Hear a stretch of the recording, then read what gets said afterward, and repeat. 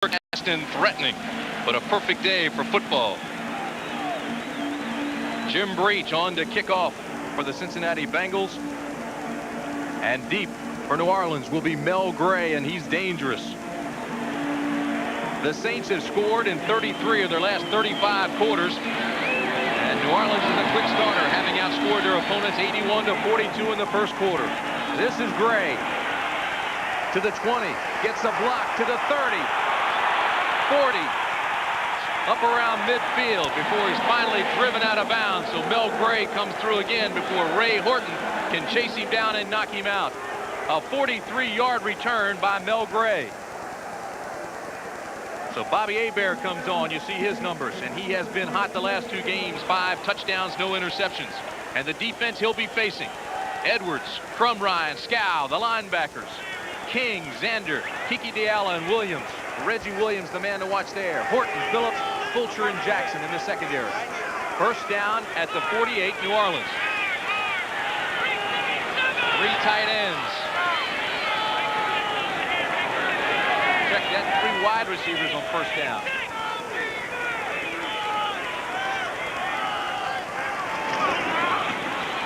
Reuben Mays, right side, up the midfield into Cincinnati territory. And he's hit by a whole host of Cincinnati Bengals led by Carl Zander.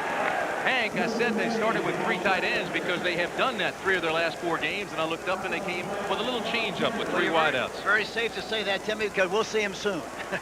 The offensive alignment, the offensive talent: Hebert, Mays, Jordan, Martin, and Mike Jones. And up front, Dombrowski, Edelman, Hilgenberg, Trapillo, Brock, and Hobie Brenner, who has a sprained knee, playing anyway.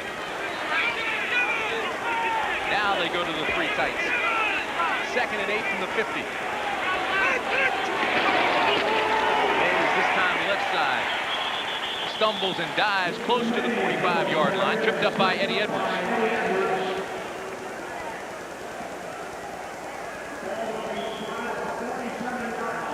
The amazing thing about Eddie Edwards on the last play, he's lined up at left end and he made the tackle way over on the other side of the football. Jim Mora joined the Saints in 1986, has a 17-12 record in New Orleans, and his 3 years in the USFL took the Stars to the title, or at least to the championship game, all 3 years and won 2. 3rd and 5, 6 defensive backs now for the Bengals.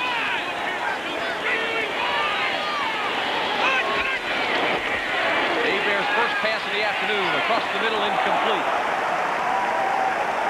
It was intended for Lonzel Hill, and he probably should have had it. He just dropped it. I don't think there's any question about it, Timmy. I think he should have caught the ball. It was right there on the numbers, and it looked like it right in his hands, but he just dropped it. We'll tell you that it has been raining for most of the last 2 days here in Cincinnati. The field a little bit wet. The ball should not be. Brian Hansen on the punt, and he'll be hitting Mike Martin, number 88 right there. You see his return average of better than 10. And you don't like to start that way. You have great field position, and you don't move the ball, make a first down. That's tough. Hansen gets off a wobbly kick. Almost dropped. Martin returns it to the 27-yard line. So Boomer Esiason will have pretty good field position when he starts with his offensive unit.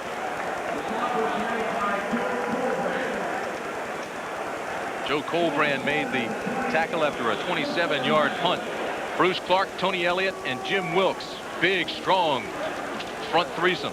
Jackson Mills, Vaughn Johnson, and Pat Swilling, perhaps the best linebacking core right now in the NFL. Waymer, Jakes, Atkins, and Maxey. That's Van Jakes. You might see something long on the very first play of the game. They like to use a lot of things. Esiason looks with time, and the longer he looks, the shorter the route. This time, he's complete to the 48. Stanford Jennings makes the catch. And it's a 21-yard pickup for Cincinnati. Let's take a look, Hank, at that offensive talent, because it is a talented offense. And the great thing, and they're playing with a no-huddle offense, trying to confuse the Saints in their substitution scheme. It's an attack defense and an attack offense. Jennings and Kinnebrew stay in the ball game now for Cincinnati. Boomer Esiason will call the play at the line.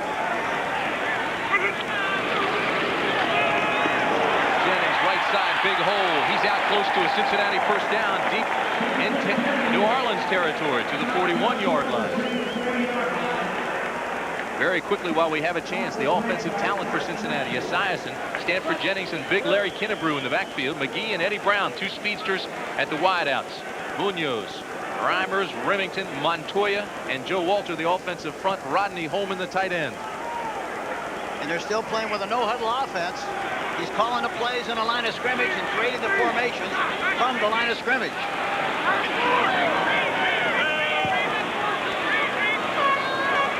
First down at the 41, and Boomer Esiason doesn't like what's taking place. And I'm not sure it was the defense as much as his own player, Eddie Brown.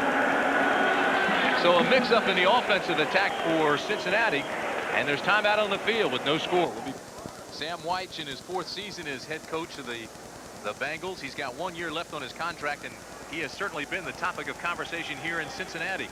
People wondering if, in fact, he'll be back. And Hank, look at this, moments ago. Yeah, look at this. They huddle up on the sideline, which is a very innovative move on the part of Sam White, and a good move. It's very close to the communication center. Good job. First down and 10 at the 41. Esiason with time, looks deep. Incomplete, intended for Tim McGee. Milton Mack was the defensive back in that area, but McGee had come clean. But there was a miscommunication between Esiason and McGee on the pattern. Here's another good shot of Sam White on the sideline. As I mentioned, he's a very innovative guy. He does a lot of things. We started this game with a no-huddle offense. He used an awful lot of it. Here he's doing it again right here. They're calling the plays and the formation on the line of scrimmage so as to eliminate the possibility of bringing 5 defensive backs in the game on the part of the Saints. On 2nd and 10, Esiason to throw again, has backside pressure. He's mobile, gets a block, and he'll be close to another first down for the Bengals. I think he's got it. He's at the 30 before he's finally tackled by Ricky Jackson. 11-yard pickup by Boomer Esiason out of the University of Maryland. And Anthony Munoz, the left tackle. Normally left tackles have a tough time blocking Pat Swilling. He did a good job of keeping an inside position on Swilling, forcing him to the outside. And Esiason ran right up the middle for the first down. Boomer Esiason has thrown 15 interceptions this year prior to this game, and it's been that inconsistency which has really hurt this club. First down, ball at the 30. 5 defensive backs now for the Saints.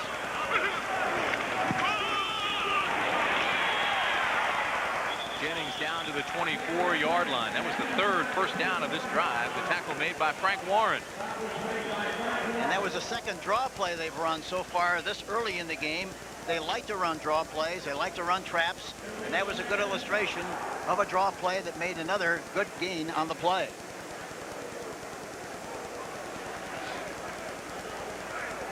It'll be 2nd and 5 from the 25. Jennings, right side, gets a block from Kennebrew. Inside the 20, first down. Bangs his way, spinning, driving, and turning to the 13-yard line before Johnny Poe takes him down. And Kennebrew got a great block on the linebacker. It looked like Ricky Jackson. Watch the right side of your screen. Let's see who he gets the block on. But Munoz is pulling on the outside. Look at Kennebrew blocking from the inside out. He was blocking the Van Jakes on the play, the corner man. I thought it was Jackson, but it wasn't. 13-yard pickup. It'll be 1st and 10 from the 13. Kennebrew inside the 10 to the 9-yard line. How about Jennings taking the place of James Brooks, Hank? And he now has 3 carries, 28 yards. Yes, and he's a good back. He's a very versatile guy. Catches the ball very well, runs with it very well. And Kennebrew, I don't know whether people realize it or not, he's a guard playing fullback. He weighs 260 or more. And that was some collision. Kennebrew 260, tackled by Frank Warren, who's 290. Look at this, inside the 20 for Cincinnati. 19 touchdowns, 17 field goals. Yeah, they really had a hard time scoring from this area. It's surprising because Kennebrew is so big and strong. 2nd and 7 at the 10. Esiason, 3-step drop, throws to the flat. Jennings can't hold on. Well, he had his hands upside down that time. That's why he dropped the ball, Timmy. Explain that to me. Well, watch him in the flat. Watch him in the flat. Watch his hands now. No, it's all right. The hands are all right. They're just bad hands. He hits his hands and drops out of the it just drops the football. You see 56 Pat Swilling and 22 Van Jakes tracking him down in the flats, but he was open. It's now 3rd and 7.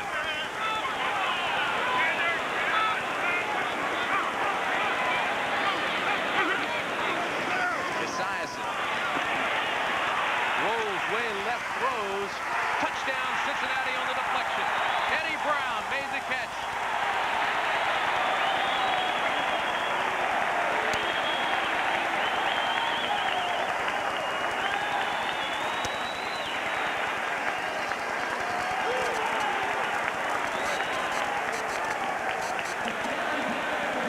Talking with Sam Weich yesterday and the day before at practice, he was telling us it is imperative for his club to get off to a quick start. They have. They're a very versatile team. You never know where they're coming from. They roll right, they roll left, play action, deep, do a lot of things offensively. Jim Breach on for the extra point attempt. Snap down okay. The kick is up and it's good.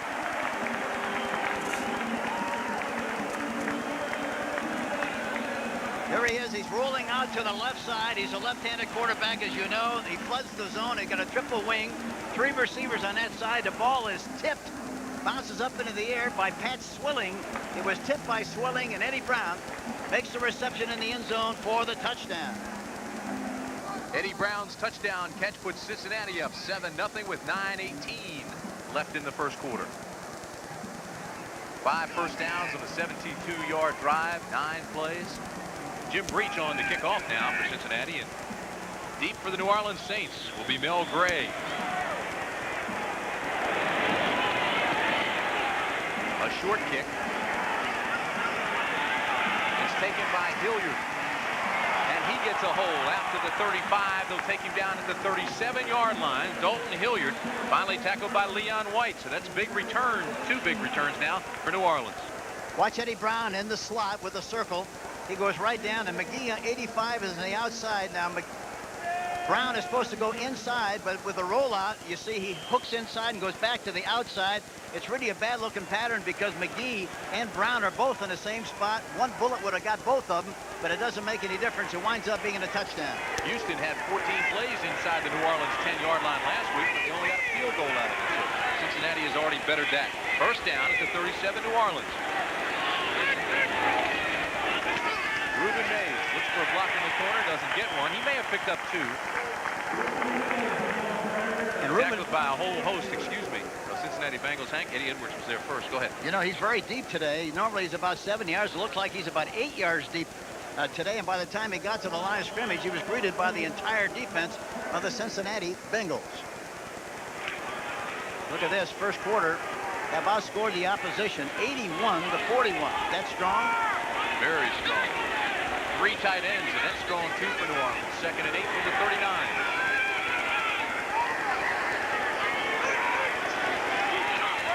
Hebert looks over the middle, throws incomplete. The ball was low, and it was intended for Mark Pattison, number 88. That was a little low, and it's tough. That's the toughest thing for a receiver. It's a lot easier for him to catch a high ball than it is a low ball, especially if you're halfway tall as a receiver. So it'll be 3rd and 8. The ball on the 39-yard line. Hebert now 0 for 2.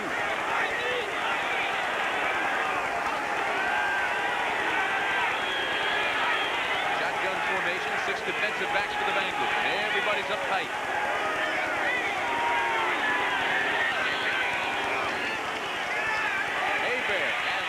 Throws and has the first down, I do believe. Eric Martin took it across the middle. He's at the 47-yard line, and it will be a first down for New Orleans. Lewis Breeden made the tackle. Eric Martin, you talk about the timing of the ball and the catch. Eric Martin releases inside. He turns inside, and right about the time he brings his head around, there's the ball. He has to reach back for it a little bit. But Lewis Breeden, number 34, was covering on the play. Great execution on the part of the Saints. Martin had 7 catches last week. 14-yard pickup, first down at the 47.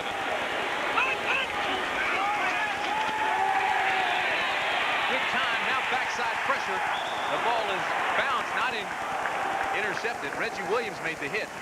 The fans thought the ball would have intercepted, but it popped first. It was trapped. But the play was made by Reggie Williams. Kiki Della acted like he had the interception.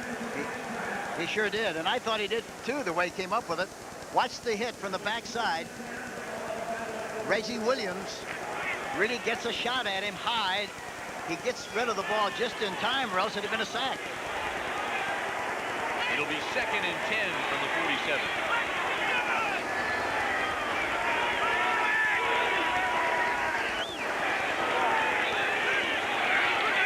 Hebert again has pressure folding in the middle, throws this one, and it's complete. A great catch made by Lonzel Hill. And they'll mark that one at the 23. Hank, this has been all big plays thus far. It really has been. It's amazing the way he caught that ball. Lonzel Hill, number 87. They're blitzing on the play. Look at the ball over the top. Good coverage. 2 receivers in the same spot. Breeden and Billups are in the same spot. 2 receivers in the same spot. 4 guys, and he still comes out for the ball. Hill went up, caught it at its highest point, and brought it in with one hand. It'll be 1st down and 10, the ball on the 23. Incredible, incredible catch.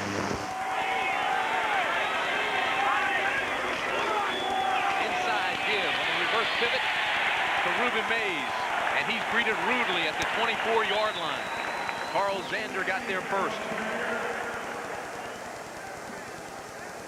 And coming into the game, the Bengals on defense against the run were 4, which is pretty strong for a team that has the kind of a record they have.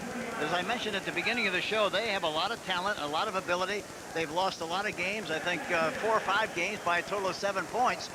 But they're a good football team. Ruben Mays goes out. Hill comes back in. 2nd and 10 from the 23. Dalton Hilliard, the lone setback. Hebert with time, dumps it to Hilliard. And Hilliard dives down to the 11-yard line. Kiki Diala made the tackle. And that's what you call a check pattern, Tim. He just waits in the backfield. Nobody comes. It just goes between the guard and the tackle into the open area that was vacated by the linebackers. And there's not a better guy in the world to catch a pass in that area because he's so quick, so agile, and he changes direction so well. And strong. Right, and strong. Bench presses 320 pounds. Leg presses 700 pounds. Dalton Hilliard. You see that number? That's fairly impressive. 42 scores and 47 possessions inside the 20. This is Hilliard on 1st down, and he's inside the 10. I asked him what formation he liked to run from the most, and he said he likes the I formation or the 1 back set, which is equivalent to the I formation because he's back there deep enough and has plenty of room to read the blots, make the adjustments, make the cuts, and get the most out of the play as he possibly can. He is really an escape runner. Ruben Mays comes back in now as the setback. Hilliard goes out. 2nd and 6 from the 8.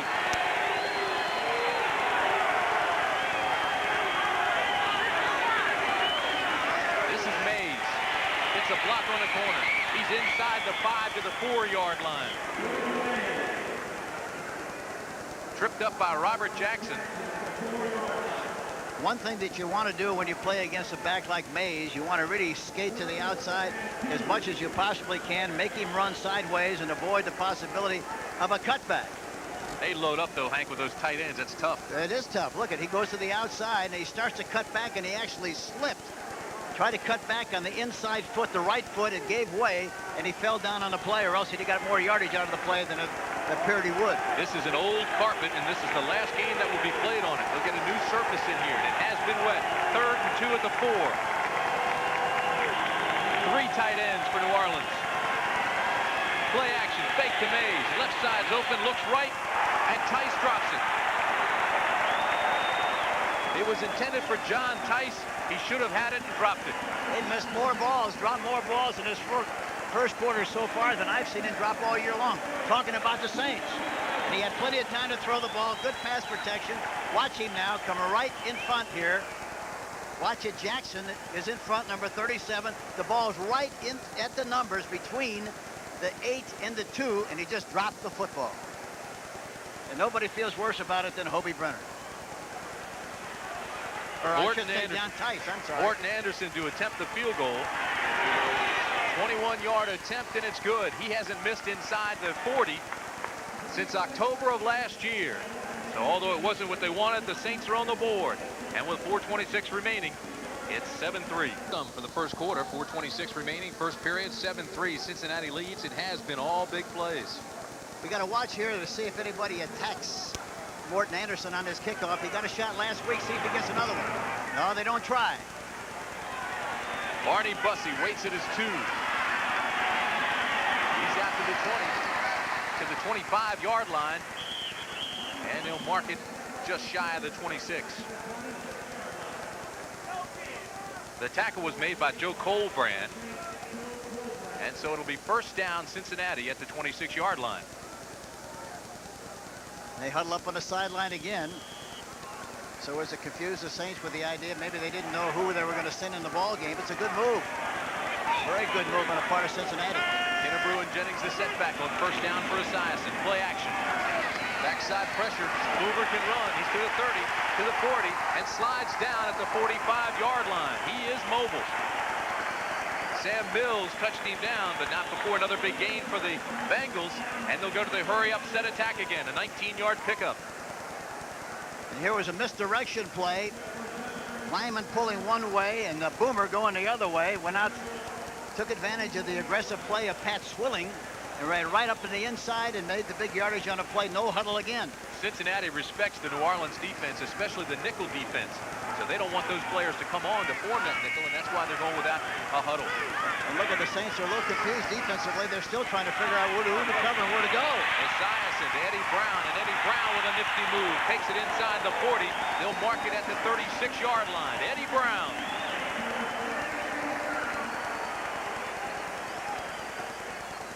You know, this team has a little bit of the same personality of the San Francisco 49ers, and they're kind of a finesse team. They do a great variety of things, and it's hard to measure what they're going to do and anticipate what they're going to do. Very unpredictable. They picked up 20, Hank, before Van Jakes could knock him out of bounds. It'll be first down at the 36. And Waymer that last time was running all over the place, didn't know where to line up, didn't look like. Esiason again on play action. Looks right, throws deep. McGee.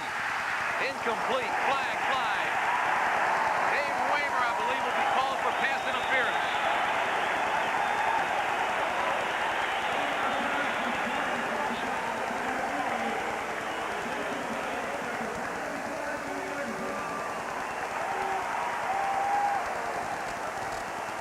Here's Gene Barth. Defense.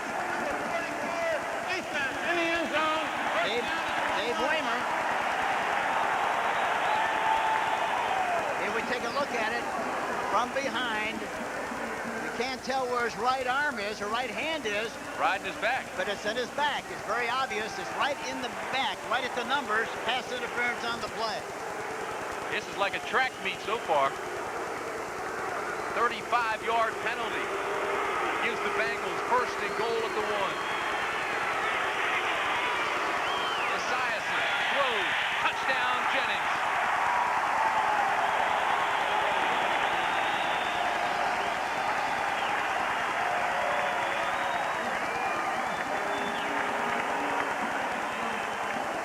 Hard to believe that this club is 4-9. Stanford Jennings has had to accept a more active role with all the injuries, particularly the injury to James Brooks, who has a sprained ankle. 4-year pro out of Furman. But really, when you talk about Cincinnati, Timmy, they have 21 players on their team who have been drafted 1, 2, or 3, and that's really a snootful. And the rest of them are drafted in the 4th, 5th, 6th, 7th, 8th, and 10th round. They're all draft choices and good players. Jim Breach hits the extra point. They have also had 12 players, 12 key players miss games with injuries, and that's a factor.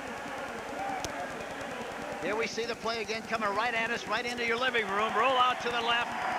Jennings in the flat. They don't get over there quickly enough. High percentage kind of a play in the flat. Touchdown. Cincinnati Bengals. We'll be back. 3:14 remaining first quarter. Cincinnati's jumped out, Hank, to a 14-3 lead, and it looks like that no huddle's causing them some problems. No question. It's very unsettling. The defensive backs and the people really have been a little confused as to where to line up. It's been a problem. This is Barry Word. Picks it up at the 6, and he's out across the 20 to the 21-yard line. Jim Rings made the tackle. Tim Brand and Hank Stram with you at Riverfront Stadium. We're expecting a near sellout crowd. They are still coming in. And if they have missed the first part of this ball game, they've missed a lot. 3:04 remaining, 14-3 Cincinnati. Boomer Esiason hit Eddie Brown with a 10-yard touchdown strike.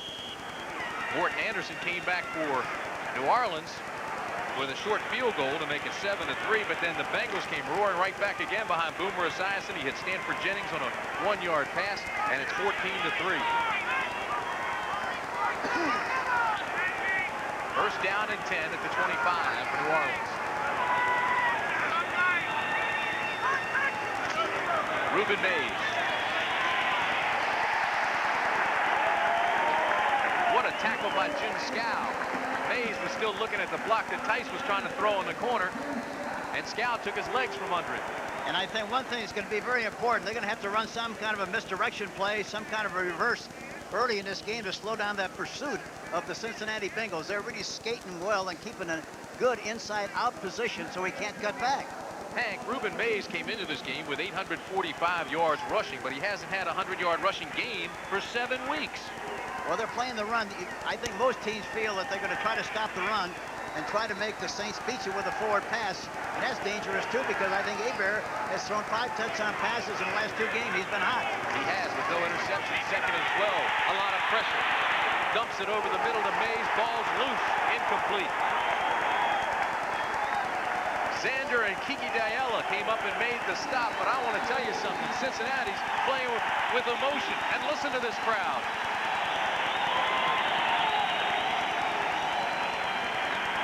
Watch this now. They have good pressure on Hebert that time. Emmanuel King, number 90. Watch him come into the picture on the outside. He has him in the grasp, it looks like, but they don't call it. He gets rid of the football and is finally tackled by Xander and Kiki Diella. Come on, Coach. If that was your offense, you'd say you never had him in the grass. Oh, that's right. It all depends who's got the chuck. Didn't have control. That's right. It's 3rd and 12 for Hebert at the 23. But we saw that last week, and he didn't have the control of Testaverde either, and they call it the other way. Again, pressure on the blitz. Flags fly. Dalton Hilliard has it. He will be way shy of a first down, but there is a flag. Eric Thomas was blitzing on the play, number 22, the cornerback from Tulane. And he got in there, got a great jump, and made the play.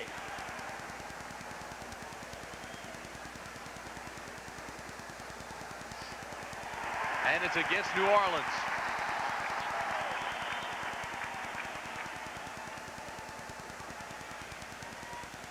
The Saints 1 for 4 today on 3rd down conversions.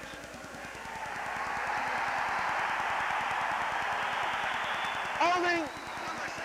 Offense really refused. 4th down. I rolled in the grass. That's Brad Edelman who was holding. Left side of your screen, watch him, number 22. He's in the grass.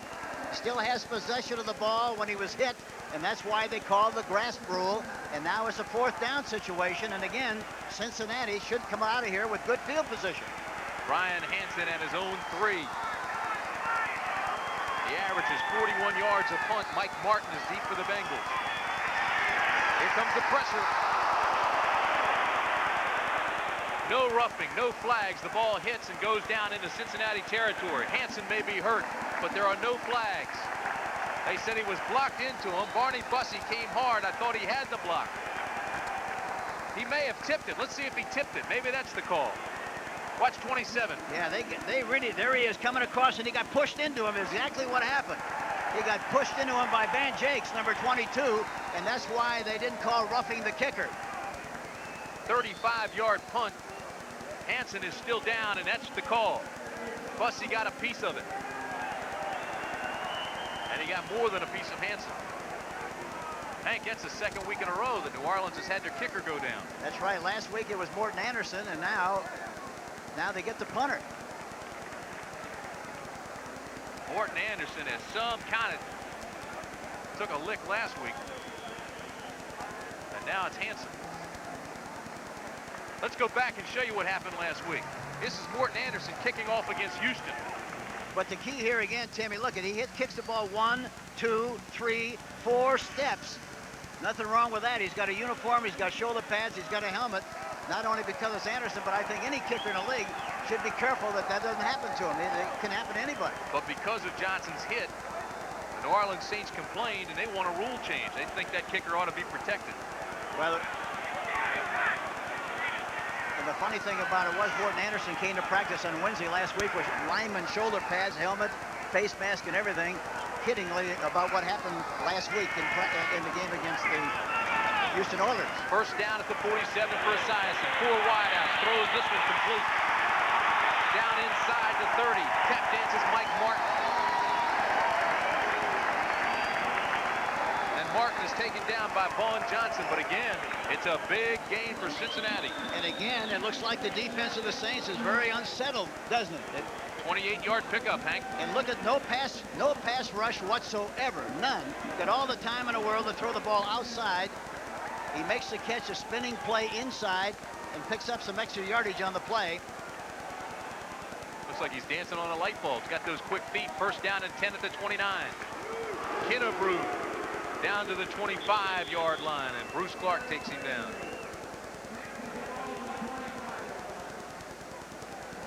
I asked Boomer what Kinnebrew was like in the huddle. He said, oh, he's great, except that he's very conscious of whether they're ganging up on him. He said, no, they're ganging up on me. Throw the ball, throw the ball. He is huge. 6'1", 260, as you mentioned. A running back came into this game with 535 yards. Had only 519 last year. Second and 6 from the 25. Jennings. Nice defensive play on the corner by Vaughn Johnson.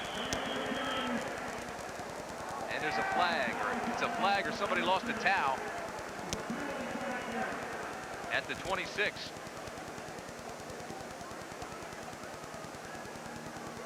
Word from the New Orleans bench, Hank, is that Hansen is okay and he will return. And there is a flag. Here's the call. 78 offense, penalty refused, 3rd down.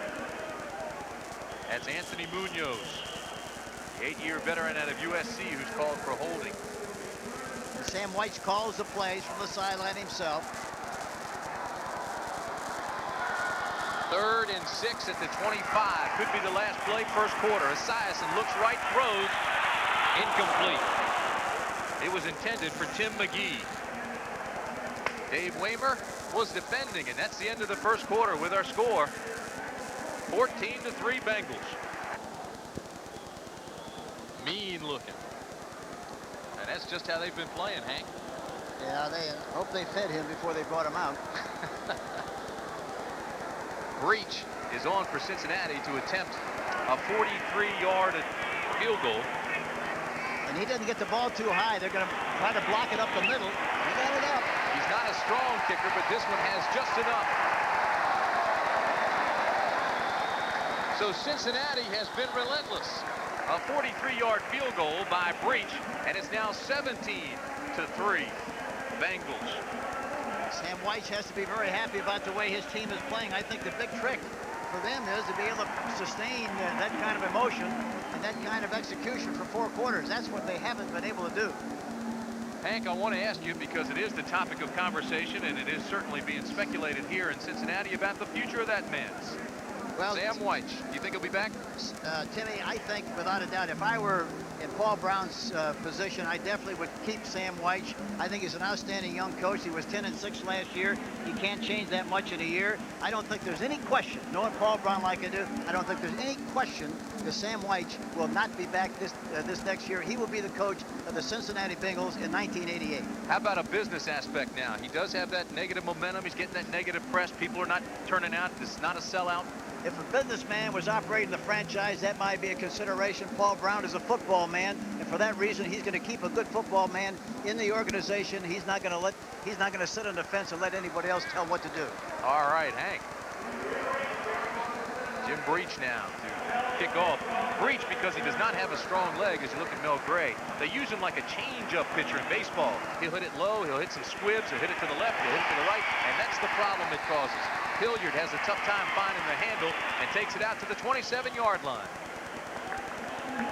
So with 14:46 remaining in the half, that's where New Orleans will have the ball first down. Leo Barker made the tackle for Cincinnati. Bengals 10 first downs, New Orleans just 3. And one thing about the New Orleans Saints, they have had the capacity to come back all year long. They get in the foxhole, but they managed to crawl out of there just like they did against Pittsburgh. Remember, we did that game and they were losing. They came back and won the game. So it's a long way from being over. First down, Saints at the 28. Jordan and Hilliard are the setbacks.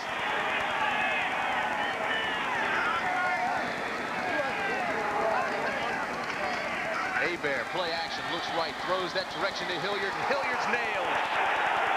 Oh my! David Fulcher just let him have it. And keep in mind, Fulcher could be the biggest safety in the NFL. He's 6'3", 230 pounds. Yeah, 240. He's 240, Tim. And he's strong. He's like a lineman. Watch the hit here. David Fulcher, 240. Look at this. Boy, he really gave him a shot. Hey, he hit him in the face, it looked like, Tim. It was a great hit, but he looked like he hit him high, but it's a great hit. If you're a defensive back, it's the situation you dream of. You're right. Ball's in the air, the receiver's looking back, and you've got a free shot. And he doesn't see you at all, you get the free shot. It was a great hit. Second and 10. Hilliard dances and taps and spins his way up to the 34-yard line. Ayala made the tackle. He's been active along with Reggie Williams. And they had another blitz with a defensive back that time, but he was blitzing outside and wasn't a factor in that particular play. It'll bring up 3rd and 4. The ball on the 34-yard line for the New Orleans Saints. Cincinnati's given a lot of unusual looks, both offensively and defensively, Tim. Look at this, 6 defensive backs, and they roll most of them up onto the line of scrimmage and a man lock on. That's right, and they got 2 deep just to protect the deep pattern.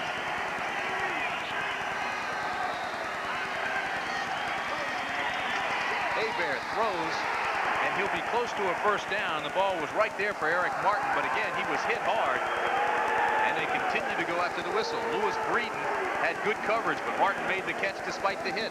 Watch the official, too, mark the ball. He ought to have pads on. He knocked the receiver down.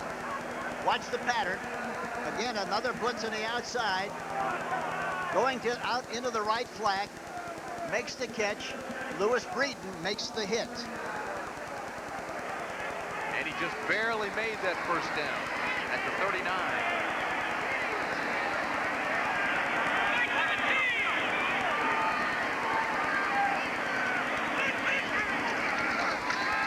Bear again has time, throws underneath to his tight end Tice, and Tice crawls up to the 47.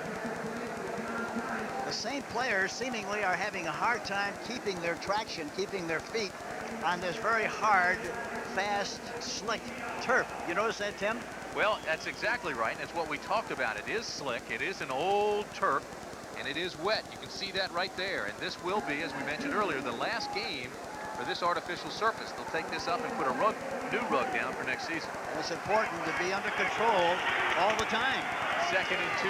Hilliard has the first down for New Orleans. So a pretty good methodical drive now for the Saints. One thing about this Saint team, they're not going to lose their poise. They're not going to deviate. They're not going to start playing grab bag football. They're going to continue to do what they do best. Watch Reggie Williams, number 57.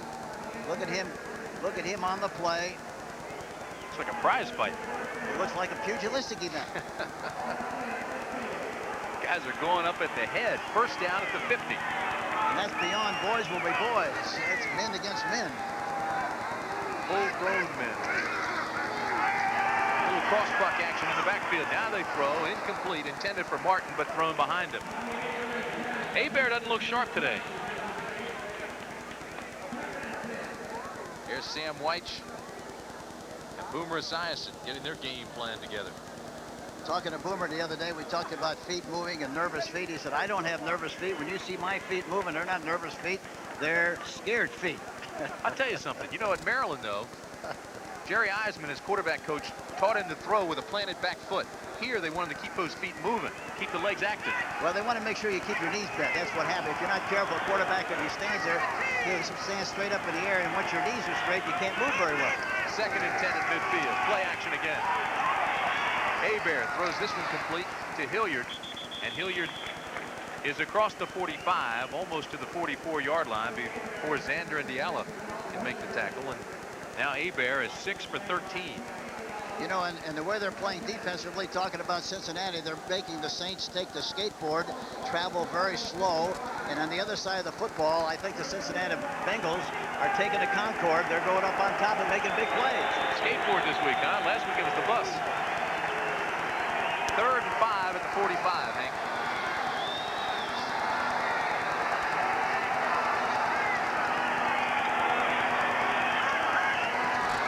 Long count, shotgun, Hebert. Now in trouble, and he's sacked. Tim Crumry got there first. 4.7 seconds. He still hadn't released it and got sacked. We'll see a shot of it here in a minute. Watch Tim Crumry, number 69, loop around. Watch him, number 69. He's fighting the blocks. He finally gets free. Gets a free shot, gets him from the backside. You talk about great effort on the part of Tim Crumry, number 69. There was a great illustration of how determined the nose man has to be. Brian Hansen back on for New Orleans. Seems to be okay now. We'll find out with this punt. Bad snap. He's going to have to scramble. And Hansen's taken down at the 43-yard line by Leon White. So things all of a sudden are falling apart for the Red Hot Saints. Watch the snap here. He has to move to his left. He cannot get back and get set. Tries to do the best he can under the adverse situation. Finally gets sacked by Leon White. Well, as Sam White calls his entire offensive unit to the sidelines with 10:29 in the half, we'll take a timeout too. Tells you that he just got himself into trouble, and this may have been the reason, Hank. This is the 2 possessions ago. Yeah, he got a bad shot 2 possessions ago. Then it looked like he was very stiff trying to make the adjustment on the last kick. And a little bit shy. This is Kennebrew now. Flags fly. On 1st down, he picks up maybe 3. Jim Wilkes makes the tackle, but there is a penalty.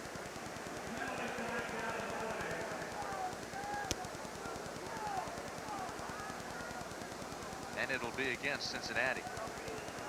You know, Hansen did look stiff, and he looked a little gun shy. Well, the other thing about it is, you know, he's back there 15 yards deep. Illegal shift on number 36. He moved while we had a man in motion. Penalty refused. 2nd down. That's Stanford Jennings. Go ahead, Hank. He's back there 15 yards, Timmy, so as a result, the ball, you ought to be able to anticipate the fact that you see it coming. It's a bad snap. You ought to be able to move while the ball's coming back in front of the ball so you can still make your kick. He looked like he was very timid, very awkward, and that's why he had to run with the football. But maybe because of the shot the last time he got hit. Ball's loose. I think Boomer Esiason got it back. Bad exchange on 2nd and 9. And it will remain Cincinnati's football. Boomer did get it. See what happens here on the snap. Oh, he never got it. Never got the ball at all. Came right off his fingertips, and you talk about milking a cow. Quarterback that time, he didn't get the snap. Just looked like Dave Remington lost control of the ball. It did. It's exactly right. He never had a chance to get that ball on the exchange between Remington that time, the center. First 3 possessions for Cincinnati, their own 28, their own 26, and their own 47. And you see the results. They've scored all 3 times. This is perhaps the first time since week 1 that this offensive line has played 2 consecutive games together totally as a unit because of injuries. Even that first week, Munoz was holding out. 3rd and 12 from the 45. Esiason throws, and it's incomplete. There is a flag, however. It was intended for Tim McGee again, and McGee's claiming that Waymer interfered with it. And it will be a holding against New Orleans. And Waymer is very upset about the call, declaring that he did not interfere.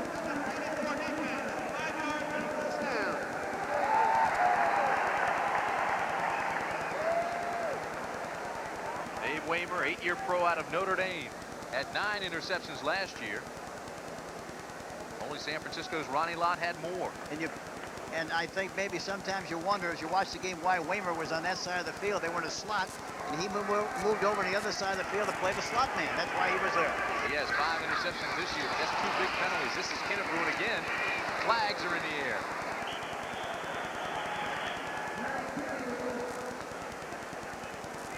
Kennebrew picks up 3, but we'll wait to see what the penalty is. And this time it looks like it'll go against Cincinnati. Ricky Jackson and Bruce Clark made the tackle. Illegal motion, 82 offense. 5-yard penalty will replay the first down. That's Rodney Holman, the tight end. And we'll see the top of the screen here. There you see Holman, number 82, who lives in Slidell, Louisiana. Talked to him the other day, and he said, well, we're going to play good. We got to play good because I live in that area for 6 months of the year, and I don't want to take all that heat if we don't win the game. Eric Caddis comes out, one of the tight ends, and Tim McGee comes back into the ball game. McGee, 85, will come to the bottom of the screen with Eddie Brown, twin receiver. First and 15 at the 45 for Esiason. And Esiason will tuck it away and run. And he'll get back to the line of scrimmage. Right now, let's go back to New York for this NFL update. Brent Musburger. Brent? Well, Tim, the Jets used a shotgun going in, and they had managed to tie the Philadelphia Eagles. It's O'Brien to Sohn for the touchdown. 9 yards out, 10-10 now in the second quarter. Meanwhile, Seattle has scored first on the Bears. A Craig touchdown pass to Turner, 7-0. Let's go back to Tim. All right, Brent, here in Cincinnati, the Bengals are threatening again, and they lead big in this ball game, 17-3 over the Saints. Second and 10, Esiason in some trouble. Gets rid of the ball and throws it in the direction of Rodney Holman. But there was an awful lot of pressure coming from the outside by Pat Swilling, the inside by Tony Elliott. And that was the first time, really, that we've seen any kind of really concentrated pressure on Boomer Esiason all afternoon. And talking about Boomer, watching him practice the other day, you have to be impressed with his leadership ability, his demeanor, the respect and admiration he has from his teammates, and he's like a coach on the field. I was amazed the way he directed things in that practice session the other day, getting people in the right formation, saying the right things, and encouragement is terrific.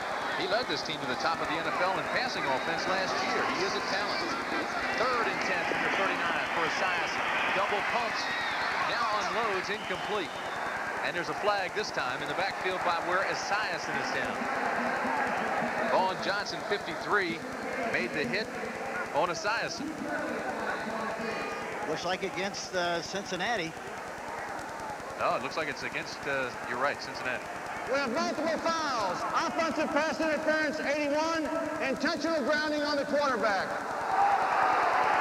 That's a bad call. That was a receiver down in that area. Of course, that's a judgment call. In the opinion of the official, he evidently thought that he was intentionally trying to get the football. More than 50,000 people here agree with you. Here's the first one. See the push off by Eddie Brown. And here's the second one. Look at. If anything, it looked like he might have been in the grass. Vaughn Johnson, number 53. Scott Fulhag was on to punt. This will be his first punt of the day. I think anytime you have judgment calls like that, Timmy, you never know how they're going to be called. And the official has to do it right on the spot. And they do what they think has to be done at the moment. Low snap. Fulhag is punting to the best return man in the NFL. The average is over 16 yards. Mel Gray, but he won't field this one. And it will be down inside the 5. So with 8:24 remaining in the first half, we'll be back. Blustery day in Cincinnati, Ohio. We're at Riverfront Stadium. Tim Brand and Hank Stram with you. If you're just joining us, Cincinnati leads 17-3 with 8:24 remaining in the half. Boomer Esiason, 2 touchdown passes. Jim Breach has a 43-yard field goal for Cincinnati, and Morton Anderson has the only score for the New Orleans Saints, a 21-yard field goal. Right now, it's first down and 10, ball on the 5. The Saints are backed up.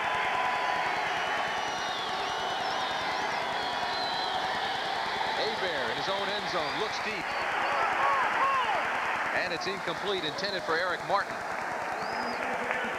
You know, the difference in this game so far, Timmy, is the fact that on first down, which you know is a very big play, the New Orleans Saints have averaged 1.7 on 1st and 10, and the Cincinnati Bengals 11.7 on 1st and 10. Hey, that's a big difference and very strong, isn't it? Major sign of the way this game is going. Exactly right.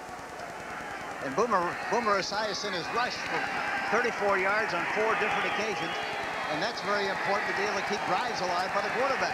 Right now, the focus is on the Cincinnati defense and the Saints offense. 2nd and 10 from the 5.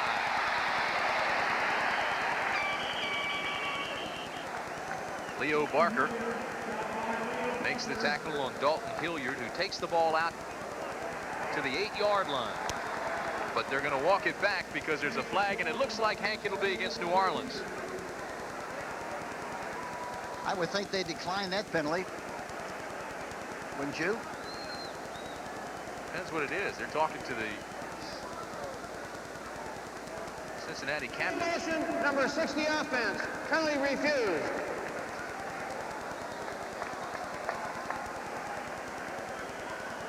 This is the 7-game win streak that the New Orleans Saints have been riding.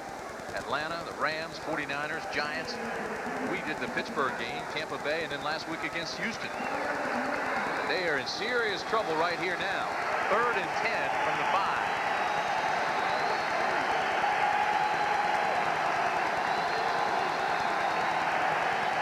Six defensive backs for Cincinnati. Here comes the pressure on Hebert. Looks for Hill, overthrown. Good coverage by Lewis Phillips. One thing about being a quarterback and being Hebert in this situation, if you're going to be wrong, it's better to be wrong long than short, because there's no chance for an interception. And the balls he's been throwing badly today have all been balls that have been way, way over the top. Ryan Hansen has had one of his punts partially blocked. It was a bad snap, and he didn't get the other punt off. So here he is now, backed up in his own end zone.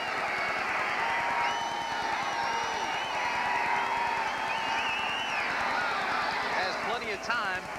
An end-over-end kick. Martin down inside the 40 to the 36-yard line, and he is really belted down there. You talk about a good hit. Hilgenberg hit him on the play, 61. What a shot. 42-yard punt, 11-yard return, and Hilgenberg with the tackle. Entertainment before he has to go to work later this week. Santa Claus has come to Cincinnati. And Christmas Day on CBS Sports starts live at 12 noon Eastern time with the NBA action. Detroit Pistons travel to Madison Square Garden to take on the New York Knicks. And if you remember, 2 Christmases ago, the Knicks forced Celtics into double overtime. And it was a great game Christmas Day last year. So all that coming up on Christmas Day. Sidney Green and Isaiah Thomas had a fight the last time they played. It was a pugilistic event. Must be some bad blood between those 2 teams, huh? Hey, I'll tell you what, Hank, then the Big 8's player of the year, Thurman Thomas, leads Oklahoma State against West Virginia in the John Hancock Sun Bowl. So it promises to be a Merry Christmas. That's all right here on CBS Sports. Rodney Holman picked up 5, so it'll be 2nd and 5. Ball on the 32-yard line for Cincinnati.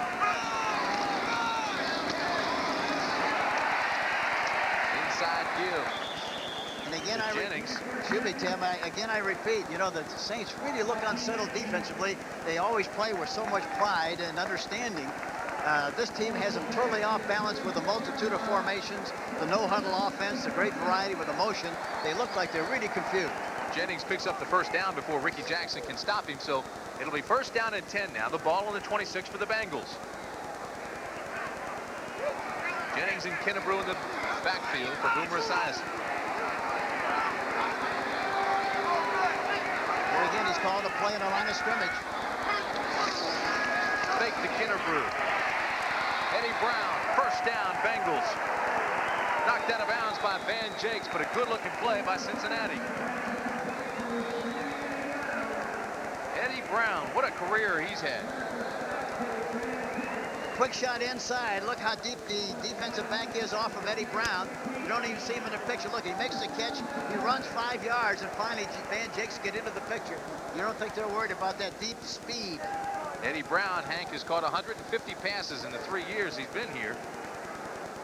Impact player, very productive average too, 14 yards a catch. Yes, and he's supposed to have a bad thumb. He doesn't look like he's playing with any problems. First down, this throw is incomplete, intended for Jennings. A lot of pressure though by Vaughn Johnson, and again Boomer Esiason had to hurry his throw. A pretty good move by the part of the Saints. They blitzed the inside linebacker that time, Vaughn Johnson, number 53. They get better penetration on Boomer Esiason, who has rolled to that weak side quite a few times and very successful. That's a good way to stop it. New Orleans defense plus 16 in the giveaway takeaway. 27 interceptions this year. Last week was the first game that they didn't have a turnover. They haven't had one here either. 2nd and 10 from the 13 for Esiason. Looks into the end zone, throws for Jennings. Incomplete, broken up by Waymer. Nice play by Dave Waymer because Jennings had 2 steps on him. Yes, and he waited too long to throw the ball. Esiason at that time and didn't get it up over the top high enough. Had he thrown it sooner and over the top, it would have been a touchdown. There you see it. Look, it's not high enough. Waymer does a great job of knocking the ball down. Good coverage on the play. But again, Esiason did not throw the ball high enough and soon enough. It'll be 3rd and 10 now from the 13. See, they're all in there tight. He calls the plays, and then they scatter and get to their respective positions. This is confusing to Saints. Jennings in motion. Sprint out, flags fly, drills it across the middle, intercepted in the end zone. Gene Atkins, number 28, has the interception for New Orleans. We'll wait to see what the flag is.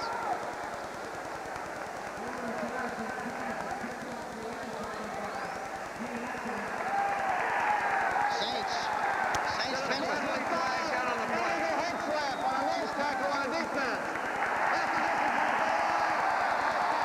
That's Tony Elliott. What a big penalty that is.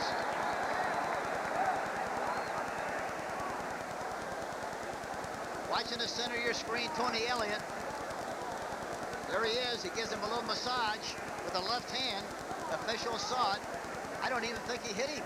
Looks like he just barely touched him. He scraped him. But look what happened.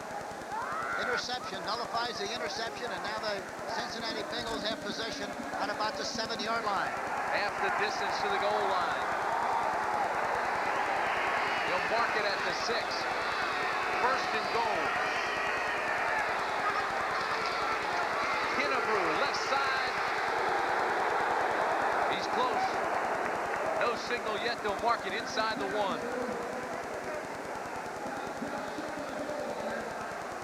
Brett Maxey made the touchdown-saving tackle, but boy, is Kennebrew a load. I talked to him before the game on the field, and I thought I was talking to Curly Culp, our old nose man.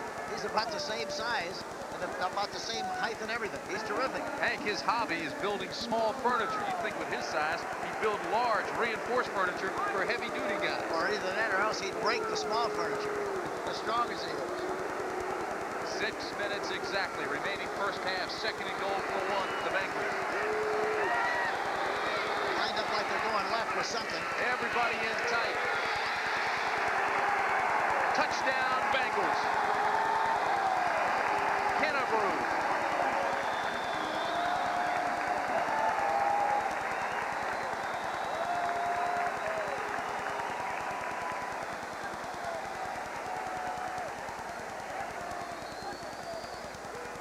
The Saints don't look like a 4-9 team to me, Hank. I mean, Cincinnati doesn't. I mean, Cincinnati. Yeah, they sure don't. And of course, we knew that going in. In fact, you talked about the fact you thought it was going to be a great football game. We talked about it yesterday, and that's exactly what it's turning out to be. But they have too much talent, too much skill. Jim Breach for the extra point. And it's good. So the Bengals extend their lead to 24-3. The Pistons battle the Knicks Christmas Day. Cincinnati 24, New Orleans 3. 5 minutes and 45 seconds remaining in the first half. You know, Tim, talking about these two kickers, too, Morton Anderson has had 29 touchbacks this year, and Breach has only had 1. His average kick goes to about the 10-yard line. He moves it around purposely, though. Hits those low liners, knuckleballs, and that's what happens. It causes problems. This is Mel Gray, and Mel Gray taken down rudely inside the 20. They'll mark it at the 17. I I brought up that point, Timmy, because I think it puts a lot of pressure on the return people, because the ball bounces around, goes in a lot of different directions, and it's hard to set up a return. And they know he can't kick the ball deep, so they squib it most of the time. And it gives guys like Barney Bussey time to get down there. It'll be first down, the ball on the 14 for the Saints. 7 plays, 37 yards, 2 minutes and 9 seconds. But the one that's not on there is the big penalty by Tony Elliott. That was the key. And I think the Saints have to try to go up on top and try to get back in this ball game with some big plays. They've run the ball, Hank, 11 times, picked up only 18 yards. Reuben Mays, right side, and he's out to the 20-yard line. David Fulcher makes the tackle there. It has not been a very productive offense. Well, I think they have to throw the ball more on 1st and 10, Timmy. I think, you know, the Cincinnati team is doing an awful lot of changing, and the Saints on offense rushing only 18 yards on 11 attempts. 6 of 15 for 68 yards passing. Not very good. 2nd and 4. Barry Word has the first down. He's out to the 37-yard line. He's tackled by Robert Jackson, but it's a first down for the Saints.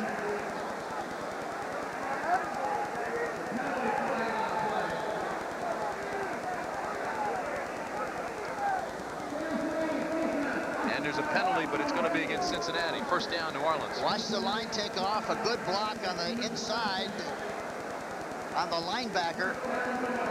And he pops through there for a big gain. And the other great thing about it is the fact that they got good splits. Straight to pillow. That time the right guard really made a great block on the linebacker, Zander. Time remaining first half, 4 minutes, 40 seconds. First down, New Orleans. Reuben Mays to the 41-yard line. Make it the 42. Reggie Williams makes the tackle. Quite an honor for Reggie Williams this past week. Named one of the Sportsmen of the Year by Sports Illustrated for his work with hearing impaired children. Quality individual. 2nd and 6 now from the 41.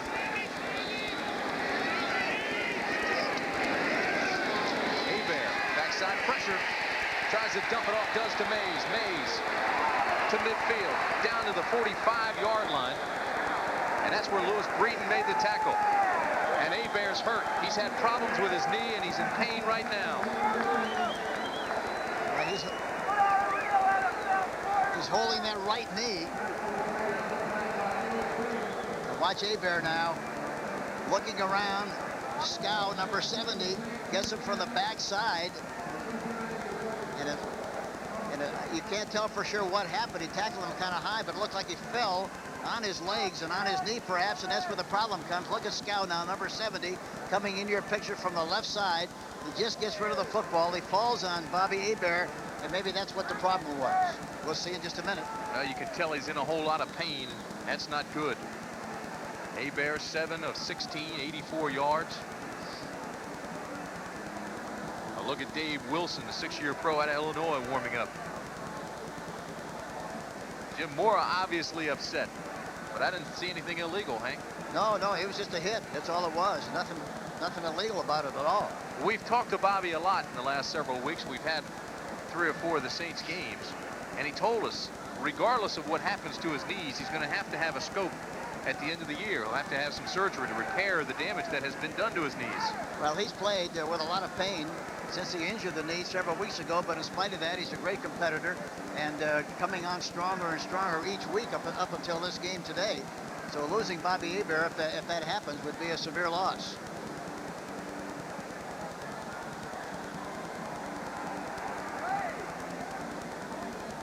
Well, he's up and standing on it. That's a good sign.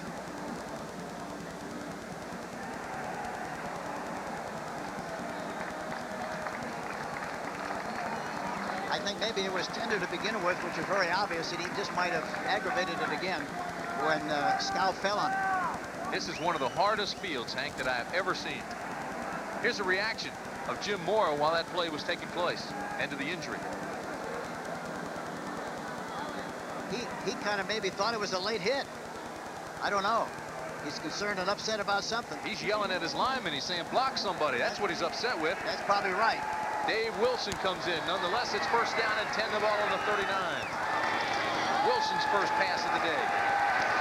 Throws across the middle of Tice, and it's complete to the 23-yard line. John Tice. Robert Jackson made the tackle, but Wilson off to a good start.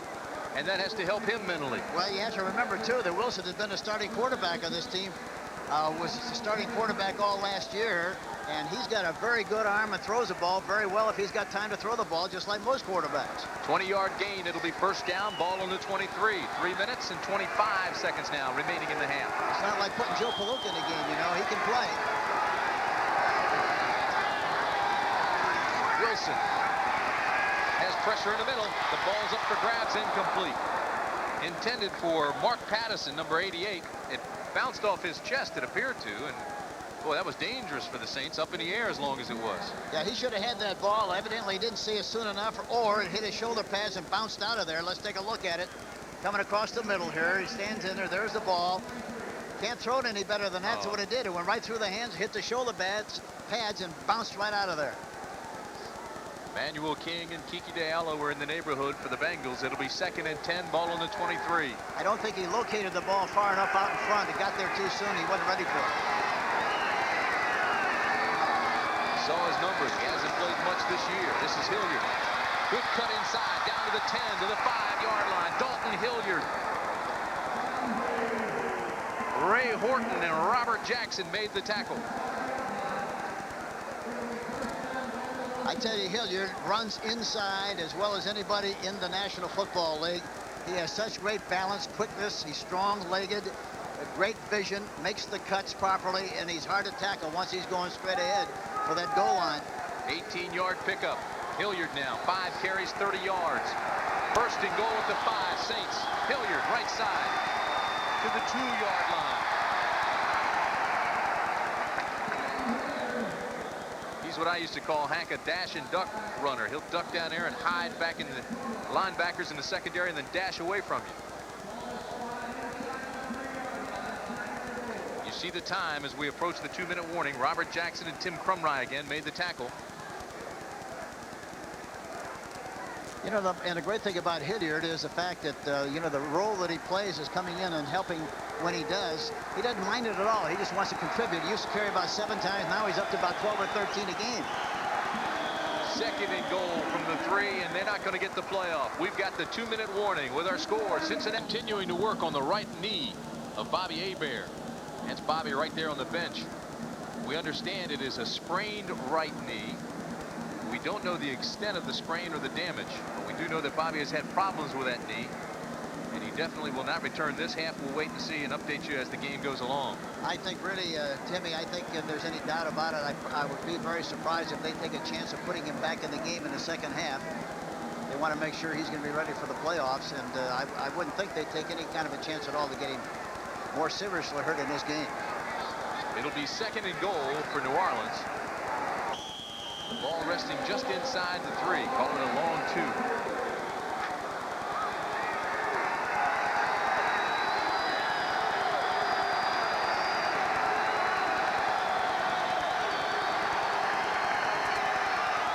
Long count.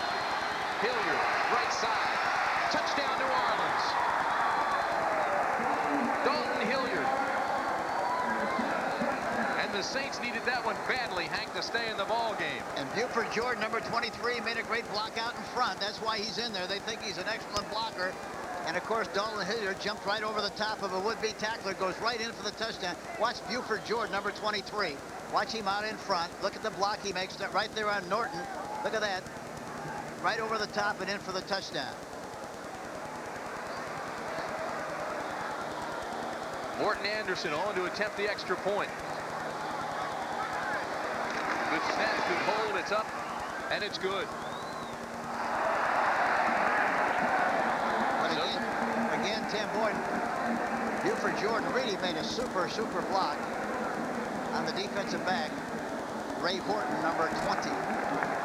Keep in mind, Buford Jordan's 223 pounds. He's got that low center of gravity, so he is a strong blocker. Hilliard, 2-yard rush, 9 plays, 85 yards, 3 minutes and 51 seconds on that drive.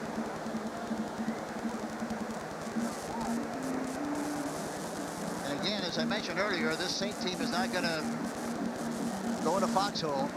They're going to stay with what they do best. They're not going to lose their poise. They're going to play their kind of football, and they're very much still in this game after scoring that touchdown with 1:54 left. You know, you mentioned, Hank, that Dalton Hilliard in his second year out of LSU was the starter in front of Reuben Mays early last year. He ended his college career behind only Herschel Walker and Bo Jackson as the SEC's all-time rushing leader. Coming up at halftime, Brent, Herb, and Harry Carson with scores and highlights from around the league. That's all coming up at halftime. Also, the greatest day in Dallas Cowboy history, Hail Mary, all coming up at halftime here on CBS. At Riverfront Stadium, 1 minute 54 seconds remain in the half. Anderson.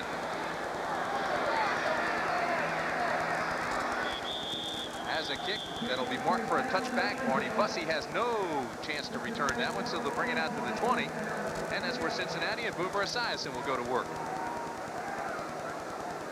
And this is a very important part of the game for Cincinnati. They can't take a chance of making a stupid mistake and providing the Saints with getting an opportunity to get 3 or 7 before halftime. It'll be interesting to see how they approach this particular area of the game.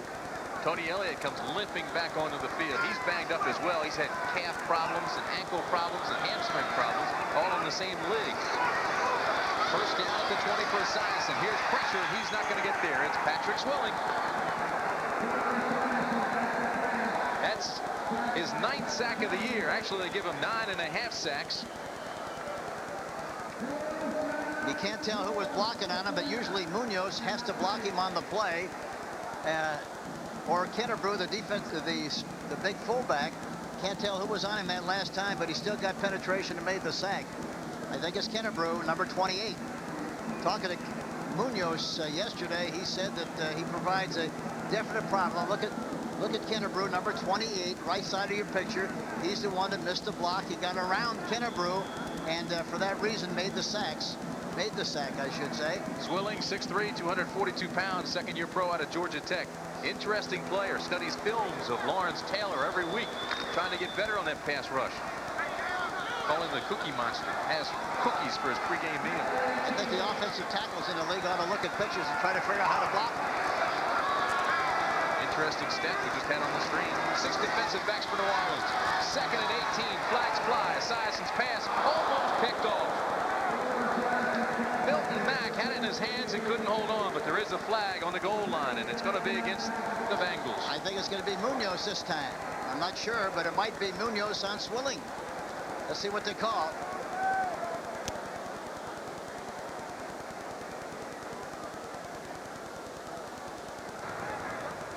Illegal use of the hands, a shot to the face, number 78 offense, penalty refused. That's Munoz. And, you know, Swilling was telling us last night when we sat and chatted with him at the hotel, he said Munoz is so big, he's so strong, he's so good, he ought to have an S on his chest. He says, but for me, it's a challenge. Well, he's playing like it's a challenge, and Munoz is one of the very outstanding, one of the very best tackles in the National Football League. 3rd and 18 from the 12. Esiason gets good blocking. Now he hits the corner. He's in some trouble. Intended for McGee, broken up nicely by Johnny Poe. Almost looked as if Boomer outran his blocking. And you know who did a great job on the play with Jim Wilkes, number 94, kept a good angle and didn't let him get up the field and made him throw the ball before he really wanted to. You know, talking about Munoz, he was selected as the best one-on-one blocker in the National Football League, the best pass blocker, the best balance and body control of anybody in the league. The Saints load up. Looks like they're going to come after it. Bullhag in his own end zone. Here they come. Get that middle push. No block, but it's a short punt. But it gets a Cincinnati bounce. And oh, what a roll it gets. Down to the 42-yard line. 46-yard punt for Bullhag. Tim Brandon, Hank Stram at Riverfront Stadium. We've got 1 minute and 25 seconds remaining in the half. Cincinnati leads New Orleans 24-10. The Saints, quite a story. 7-game win streak, hottest club in the NFL, but right now in a whole lot of trouble. And of course, here again, as we talked right before the Cincinnati team took possession, He didn't take much time off that clock, and the Saints have plenty of time to get something here before halftime. New Orleans has 2 timeouts remaining, as does Cincinnati. Wilson, the quarterback, first down at the 43. Looks across the middle, throws incomplete. It was intended for Lonzel Hill, 87. Lewis Billups was covering. A lot of pressure, though, on Wilson. I think we'll see a lot of pressure on Wilson because he did not move very well. First down. Holding against Cincinnati. I didn't hear the number. Did you, Hank? No, I didn't either. I sure didn't. I didn't even see the flag go down, and I'm usually looking for those almost on every play. I still don't see the flag.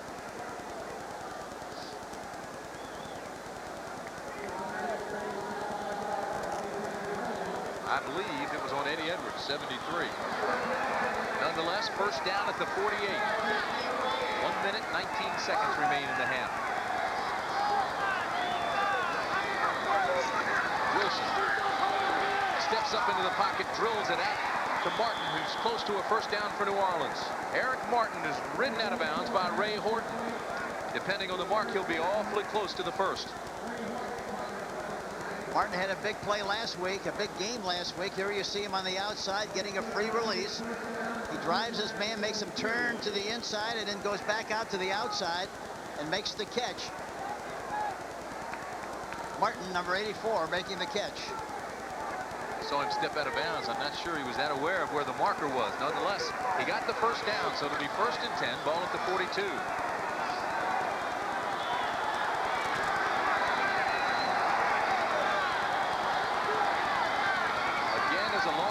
Shotgun. The give to Hilliard. Straight ahead. He's at the 38-yard line. Leo Barker makes the tackle there. No huddle. Hurry up offense. We're down to 1 minute remaining in the half. Wilson on 2nd and 6. Slips, replants. Ball is batted incomplete. Back foot, his plant foot slipped from under it. It looked like it did, and there's a wet spot right behind there. Whether he stepped in that area or not and slipped, I don't know, Tim, but he did slip. Tim Crumry got the hand on it. Crumry is 6'2", 262 pounds. Watch Crumry, number 69, in the middle of the picture. There his hand goes up, left hand deflects the ball, and it falls incomplete. It'll be 3rd and 6 from the 38. Pick up another 5 yards or so for Morton Anderson. Wilson, backside pressure, sacked. Jason Buck, 99, gets the sack. Ball was loose but ruled dead at the 49.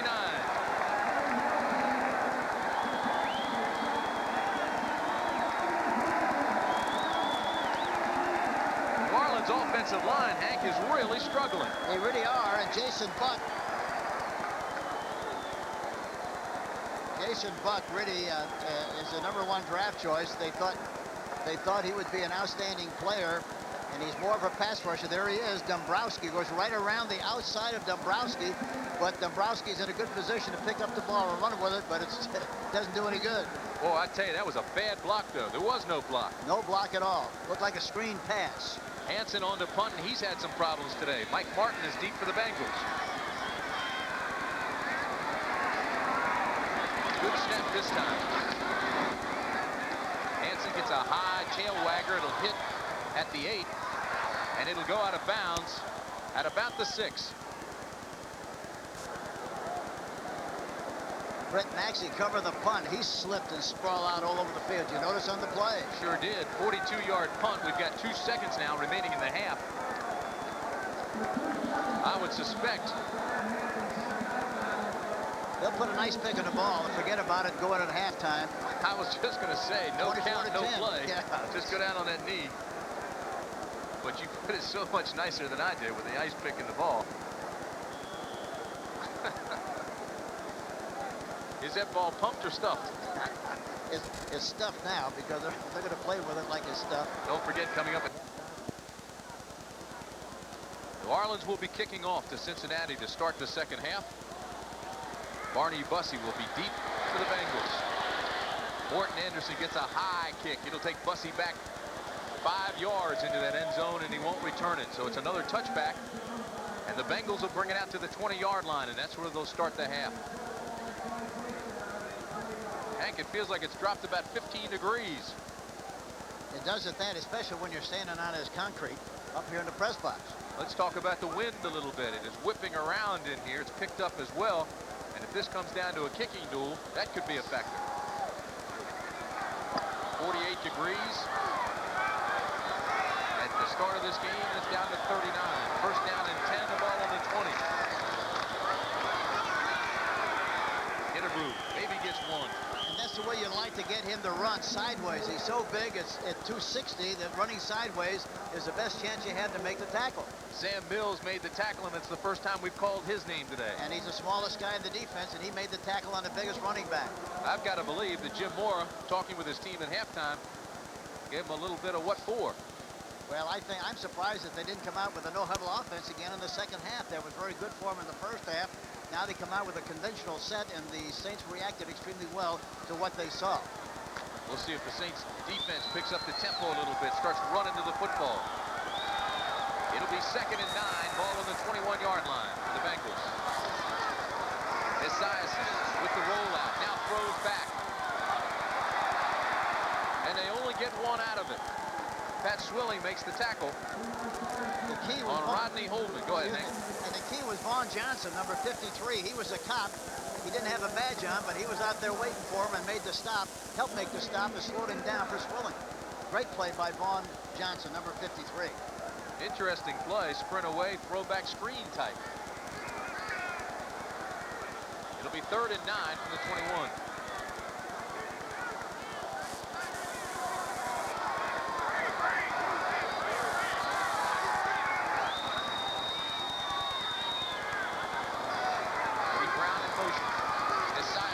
Up the middle, throws this one, and it's picked off. No, dropped. Maxey had his hand on it and almost had the interception, but again, it looked as if Boomer was just trying to unload it. I thought he was in the grass, and he was. And Frank Warren, number 73, they played with 4 down linemen that time. Instead of Swilling being the linebacker, they had 4 linemen, and Warren put good pressure on him, number 73, from the right side. Watch Vaughn Johnson up the middle. Yes, and he blitzes up the middle. Look, he's got his shirt. Looked like he was in the grass, but he threw the ball and was almost intercepted. And they called him within the grass, so it'll be 4th and 21 from the 9. Scott Bullhag to punt it away with pressure up the middle. Again, it's a wobbly kick. Mel Gray will take it at the 49. And if anything, he lost a yard. The tackle was made by Robert Jackson, number 37, a 40-yard punt, a loss of 2 on the return. And that's the best return man in the NFL. He averages over 16 yards a return.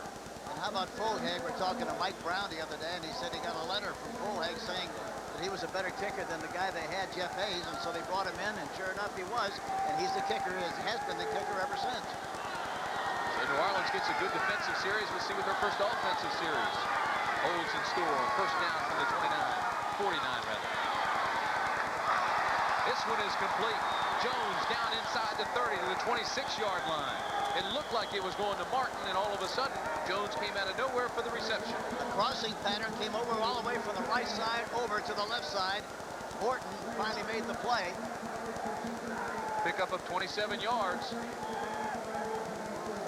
Okay, watch from the end zone here this time. Going back into the pocket, crossing pattern. There you see him right in the middle, goes over between the hash marks, makes the catch. Mike Jones, 86, and Horton finally makes the tackle, knocks him out of bounds. Jones obtained from the Minnesota Vikings last year. It'll be 1st and 10 from the 24. Reuben Mays looks for a block, can't find one. He lost 4 yards. Good penetration by Carl Zander and David Fulcher of the Bengals.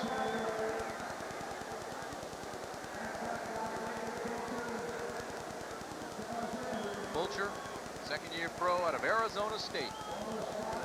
He really is a great player. Look, can you imagine him being about 235 or 240, playing a strong safety and being able to run like he runs? He's terrific. It'll be 2nd and 15 from the 30. I guarantee you they better put pressure on Dave Wilson because he's got a good arm, reads defenses very, very well.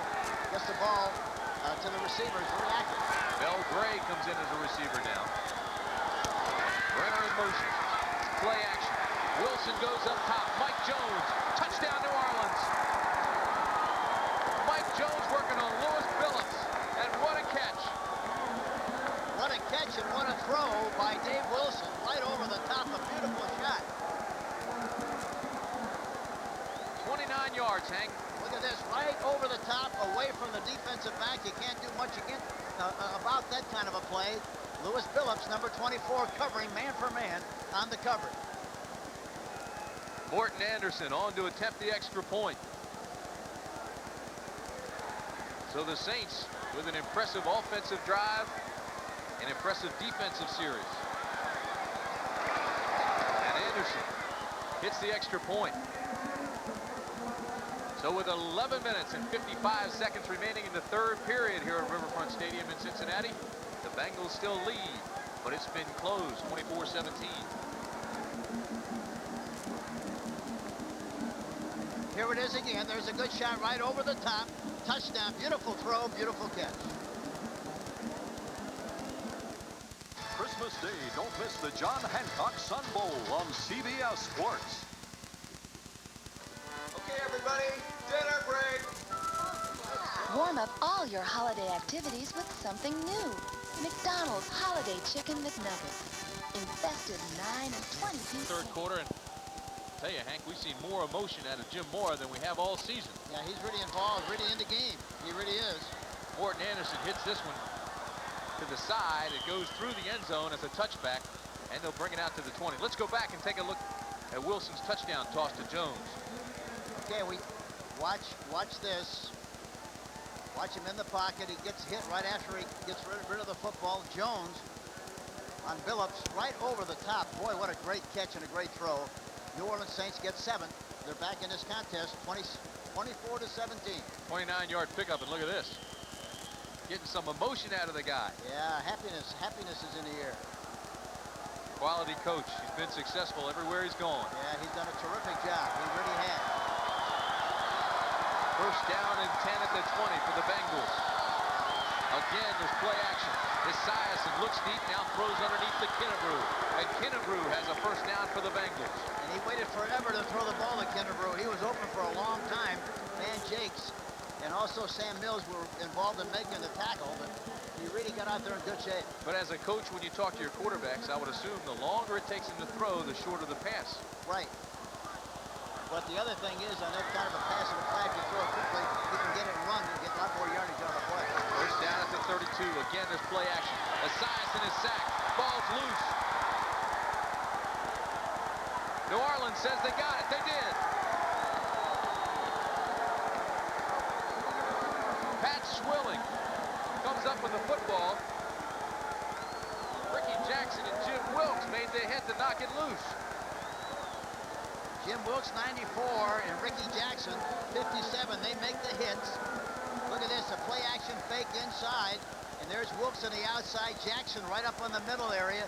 They double dip him, recover the ball by Pat Swilling, number 56, and they have good field position again. Keep in mind, New Orleans leads the NFL in giveaway takeaways. That's been what's really been emphatic, I guess, in their 7-game win streak. First down, Wilson throws over the middle to his big tight end, and Brenner's down inside the 10. Ray Horton makes the tackle there. Well, they've taken away the momentum from Cincinnati. Right now, the thing has changed completely, and the Saints are totally dominating this game so far, right now in the second half. Look at this, in the last 7 games, Hank, 17. In the positive side, on the giveaway takeaways, they've got 27 interceptions and 8 blocked kicks. Opportunistic? I don't know. They make their own breaks. First down at the 9. Wilson, 3-step drop, throws it, incomplete. It was intended for Cliff Benson, and he should have had it. You know, talking to the Cincinnati players the other day, we talked about, you know, they've been involved in a lot of games and they've lost a lot of games after they've been ahead. Here it is. Let's take a look at this. Plenty of time to throw the ball. Benson hits him right in the numbers and bounces right out of there. Another ball looks like it hit the shoulder pads and bounced right on through. Hank Wilson is 5 for 8, 105 yards and a touchdown, and that was a drop. Second and goal, ball at the 9. I guarantee if they don't put pressure on Wilson, he'll shoot their eyes out. Tice in motion. The give inside to Hilliard. He bangs his way down to the 6. Tim Crumrine takes him down.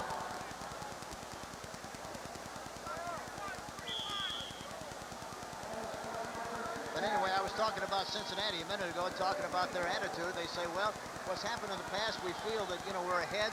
We're just afraid that we're going to lose the game. We're worried about saying, well, here we go again, and then we wind up losing it. Let's see if that happens here again this afternoon. Third and goal from the 6. I'm on the defense. I'd be looking right now for Tice, but they come in with 4 wideouts. Look at that. It's a good time for a pick play. On either side, they got double receivers on outside. Wilson. There is a flag, and the ball is ruled incomplete, but there is a flag. The ball was thrown in the area of Mike Jones. Ray Horton was the defensive back in the area. We'll wait to see what the call is. Penalty flag down. Defense, number 24. After this is too going and an automatic first down. 24 is Lewis Billups. Second-year pro out of Northern Alabama. We mentioned Ray Horton a minute ago. Talking to him yesterday, I asked him about the Saints. He said, in my opinion, the Saints are the very best team right now in the National Football League, and I picked them to win the Super Bowl. Pretty strong endorsement for the New Orleans Saints by Ray Horton, the left cornerback of the Cincinnati Bengals. I think that call was on Billups, and he had a rough day last Sunday. Beaten twice, badly. First and goal at the 3 for New Orleans. They're leaning to the right side. See if they go right. They do. Hilliard, touchdown Saints.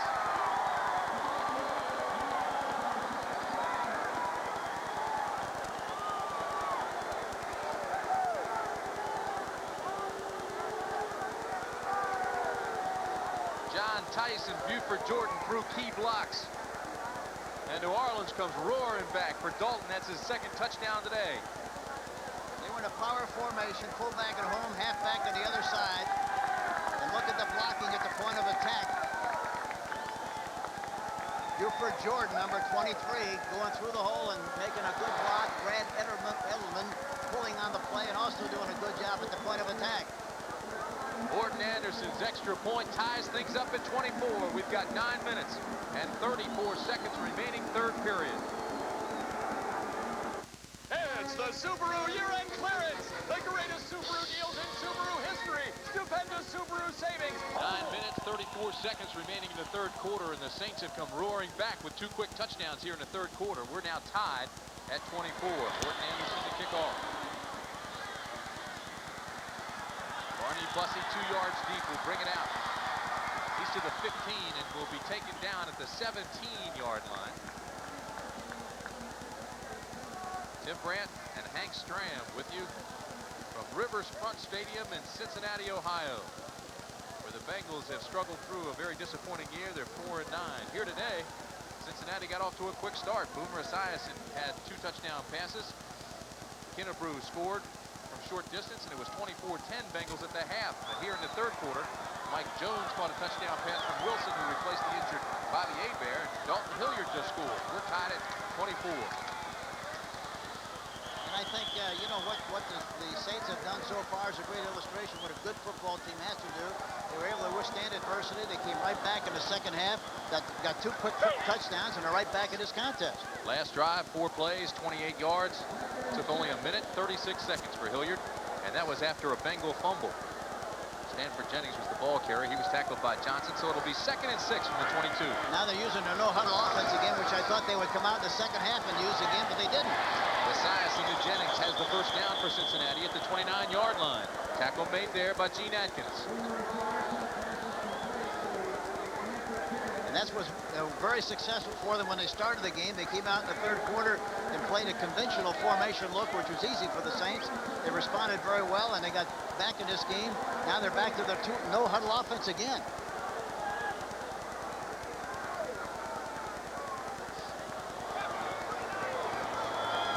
See They're all in there tight. He's given them the formation to play. Now they scatter.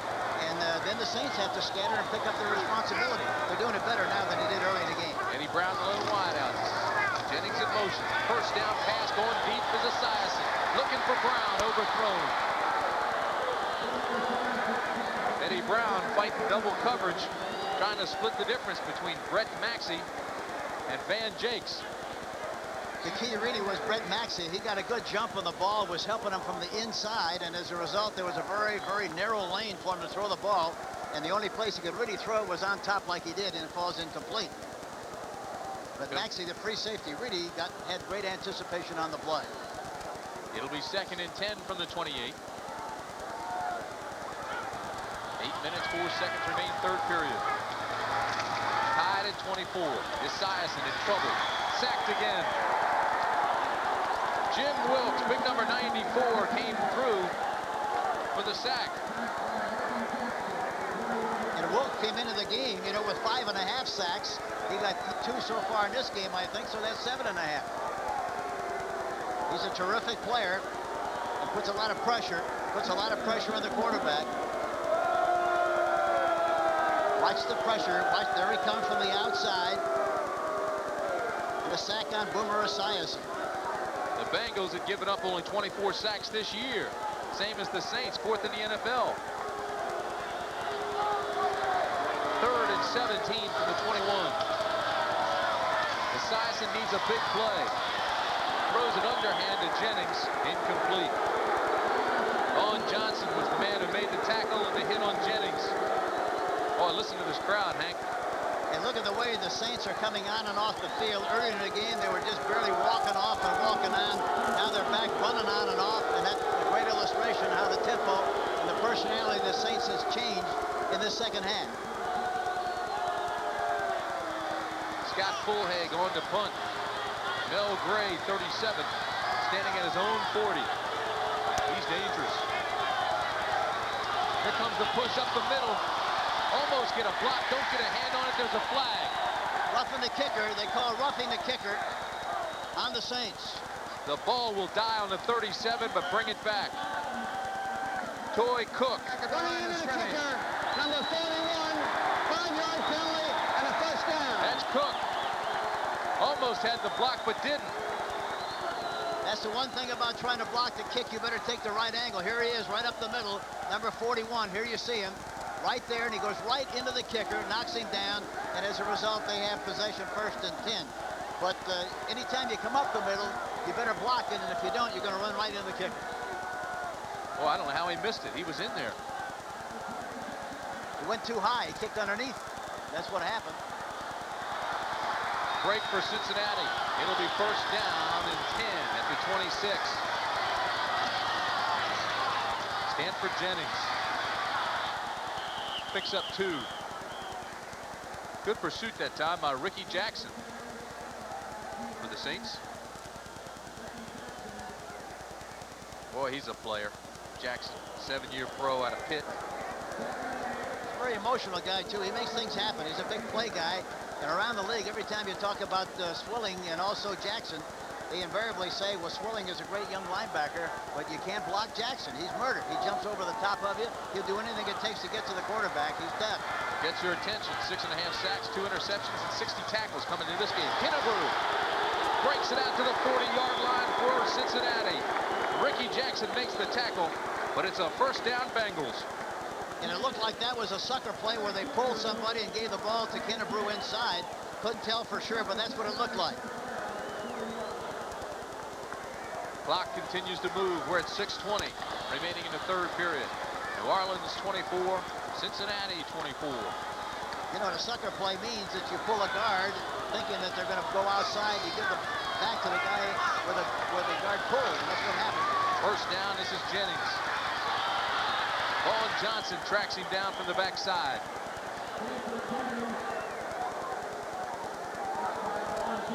Johnson leads this team in tackles, Hank. Well, I tell you, Timmy, you've seen him so many times as I have. It's tough to run outside unless you get some kind of an outside-in angle on the Saints, because they react, pursue, and gang tackle as well as anybody in the league. Now they're back to the no-huddle offense again. They're all in there tight. He's given a formation, given the play. Now they're going to scatter. Watch them scatter here, and just there they go.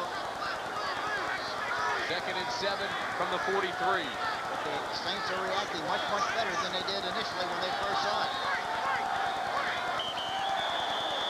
Saints jump. Frank Warren came across. We'll wait and see if he was drawn off. If he was, it was Anthony Munoz. Offside, 75 and 78. Move before the snap. 5-yard penalty, still 2nd down. Against the Bengals, Munoz and Reimers.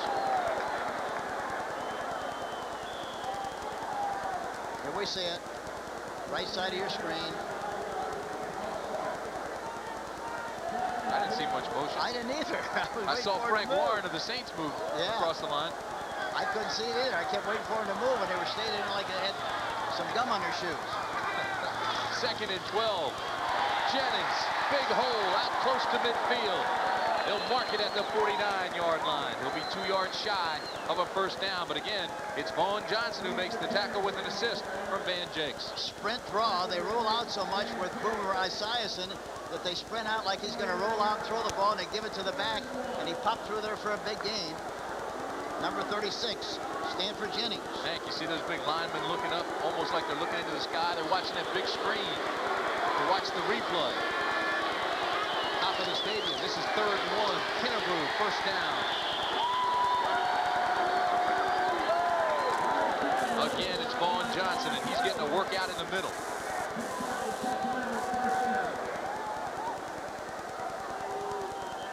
I'm talking to Remington. 4:10 left. Look at that. Dave in the 3rd quarter. Remington, talking to him yesterday, said that Elliott was really a terrific player, but he played very high, and as a result, sometimes you ought to be able to get at him and get good leverage on him because he plays so high. Rodney Holman, the tight end. 1st down at the 46. You see the time of this drive for Cincinnati. It's been methodical. Holman came out with the injury. Eric Catus comes in. Esiason to throw on 1st. Does, and it's complete at the 40-yard line. Tim McGee made the catch. Good coverage, though, by Van Jakes. Yeah, you can't cover any better than that. The ball was thrown perfectly. And, you know, talking to Munoz yesterday, who has a bad left arm, he has a rotary cuff problem, and it's hard for him to extend his left arm. No huddle offense again. Look at this. He's calling the plays on the line of scrimmage. Now they scatter. But he said he was going to try to get in front of Swilling as much as he possibly can. He hasn't been able to do that so far in the game. 2nd and 4, ball on the 40. Stanford Jennings maybe gets 1. Waymer came up with the football. Sam Mills and Tony Elliott made the initial hit. Waymer better be careful or he'll get a late spearing call. I mentioned earlier that this Cincinnati team is not a sledgehammer team. They're a finesse team. They like to move around, spray it around. They look best when they're playing that kind of a football game rather than trying to bang at you straight ahead like they did on the last play. No huddle again. But the Saints have adjusted, made the adjustment very well in the 2nd half. 3rd and 3 from the 39. Esiason gets pressure from Swilling. Throws incomplete to Jennings. Gene Atkins was the defensive back in the area, but the play was made by Swilling coming up in the middle, hurrying the throw of Esiason.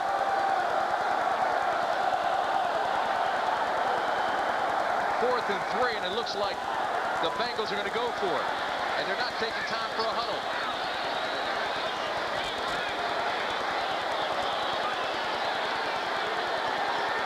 Boy, you don't like this, do you, Hank? 4th down and 3 from the 39.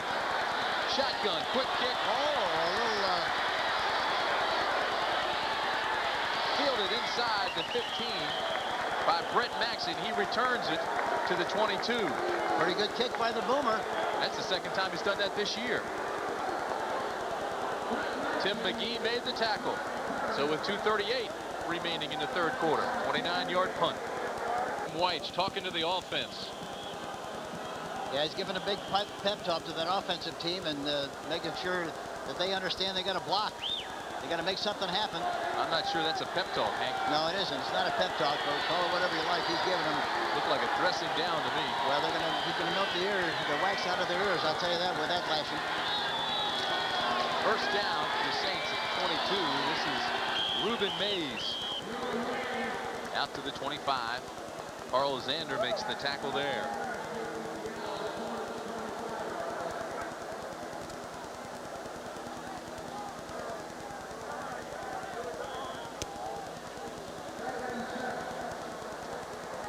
New Orleans started at their own 49, started at Cincinnati 28. Quick touchdowns got him back in this ball game. We're deadlocked at 24 with 2 minutes and 4 seconds remaining in the third period. 2nd and 7 from the 25.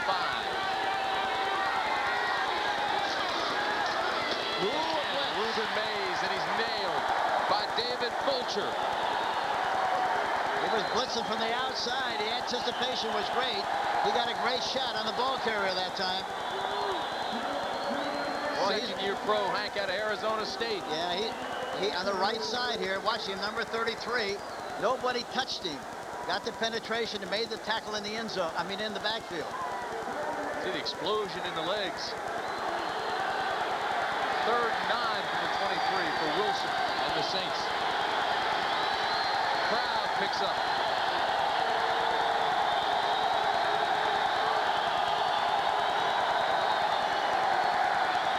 With time, throws in the direction of Eric Martin, but it's overthrown, incomplete. A zone defense that time by Cincinnati. Breeden was in the area, and the Saints will have to punt. They got 6 defensive backs in the game, and they got 2 deep. When that ball is thrown, those 2 deep guys ready to take off and go. Great anticipation. 4 punts today, 37-yard average. Mike Martin is deep for Cincinnati. Good snap. High wobbly punt, but it's not deep. Flags are already flying. This is Martin looking for a block. Takes it to the 49-yard line, but again, there are flags all over the field. The tackle was made by Joe Colbrand, number 55.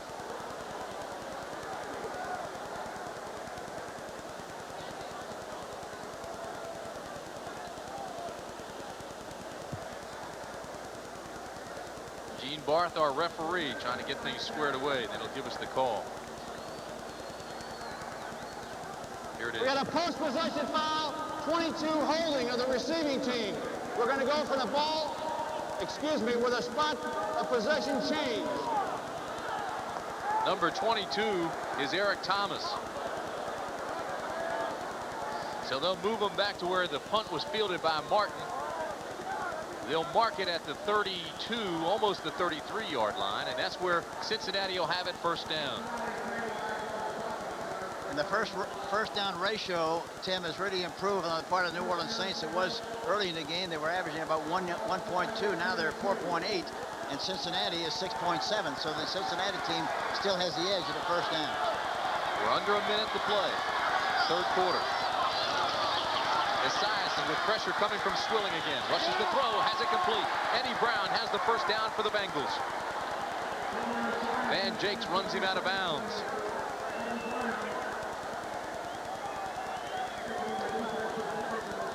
Eddie Brown was Kozar's main target, I believe, at Miami. Had over 150 passes caught in his 3 years coming into this game with the Bengals. And he came into the game with 37 catches. And I think it's important with a great receiver like him, you get the ball to him early and get it to him often. This is Jennings. Here's the pitch back. You better look deep. Here's the throw. Mike Martin drops the football. Mike Martin was wide open. Gene Atkins and Dave Waymer were the defensive backs in that area, but he had come clean on a pass that they call the toss 49 pitch back. Here it is. Toss 49 pitch back. That's what they call it. Sam talked about that yesterday. Then he comes back inside. I didn't think they'd be able to run the play, but they did. They throw it back to the quarterback. 2nd and 10. Again, they go deep. This one's incomplete. Boy, it's tough to get a replay in with this group. Yeah, they do. They do business fast. And Sam Weiss said yesterday, we're going to throw 10 balls up on top. That's what he's doing. Thrown at least that. Yep. He wants to get the ball up on top to stretch that defense, both vertically and horizontally. That time, Tim McGee was the intended receiver for Boomer Esiason. The bottom line is it's 3rd and 10 from the 43. And here again, Boomer didn't throw that ball soon enough. Had he thrown it soon enough, Tim, it would have been a touchdown, I think. 5 defensive backs for New Orleans. 2 deep. 3rd and 10. Esiason drills it across the middle. And it's caught by his tight end, Eric Cadis, but it'll be shy of the first down. Ricky Jackson made a fine open field tackle. This is going to be the contingent of how they mark it. See if they measure it. I don't know if they will or not. Short It's awfully close. No measurement. 4th and short, less than a yard. You've got less than a yard to go. I've got to believe Kennebru's your man. Yeah, if that's what you do, that's right. Although as tough as they are inside, we've seen teams try to do something inside on this Saint team. They might try to do some business outside. Well, they're not going to get this play off before the end of the 3rd period. That's it. So that's the end of the 3rd quarter. With our score, Cincinnati 24, New Orleans 24. We now pause for a word from your local station.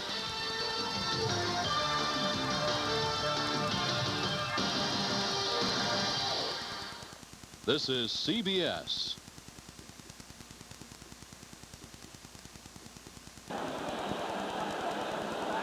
We are about to begin the final stanza at Riverfront Stadium in Cincinnati, Ohio. We're deadlocked at 24.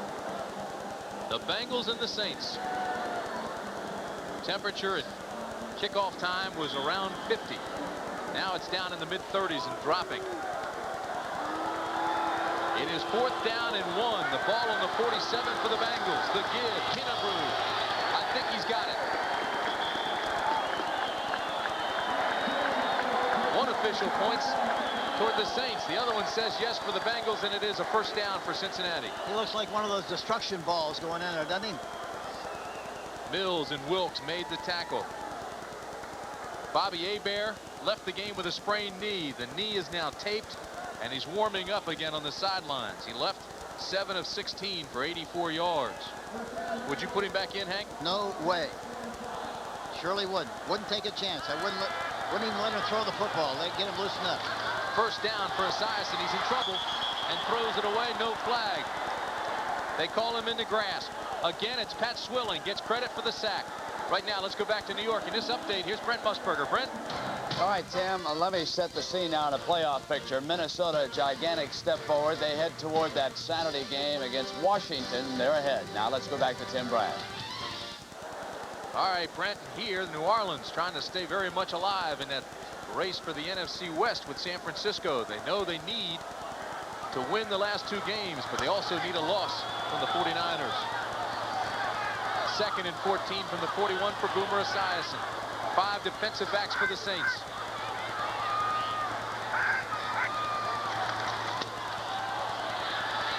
Esiason across the middle has it complete. Eddie Brown to the 37-yard line. He'll be 2 yards shy of a first. Johnny Poe made the tackle.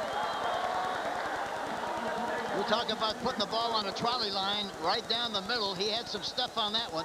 4-man rush that time. Watch the inside. Watch Eddie Brown break right in by the hash mark. He makes the catch. The ball is right on the numbers where it has to be in the middle of the field. Beautiful throw by Boomer. No huddle offense again. And one way to counteract that is to play with 5 defensive backs. Then you got to fade it in good shape because they're normally playing with 3 outside receivers. They don't have enough to play 4. 3rd and 2, and while Boomer's making the call, McGee comes out. Stanford Jennings comes back into the ball game. They ought to roll. Nope, here they come left again. Kennebrew. First down, Bengals.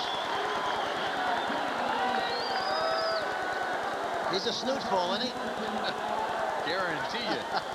Well, if he doesn't look like Curly Cump, I don't know who else does. He looks like a twin of Curly Cump. They call him Brew.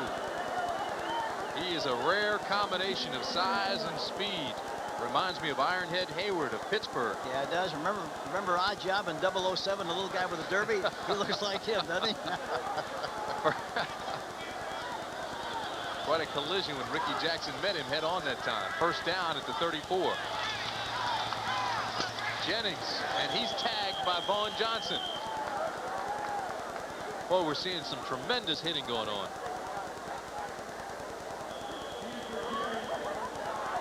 Uh-oh, now they catch him. Oh, they caught him coming off the field. Set alert, no flag, should have been. Now the flags fly, going deep, incomplete. They call it set alert. When they see a team trying to put players on the field for a nickel defense, they call a quick cadence and try to get them with too many men on the field, and there are flags everywhere. But the other part of that is that regardless, even though they get the penalty, they're still going to throw the ball long. 12 men in the field for the defense. 5-yard penalty, and we'll replay the second down. That's, again, the great thing about the no-huddle offense, plus the fact that even though they catch you, they're going to throw the ball long because they get a free play. If they catch the ball, there's a touchdown. So that's why they did what they did.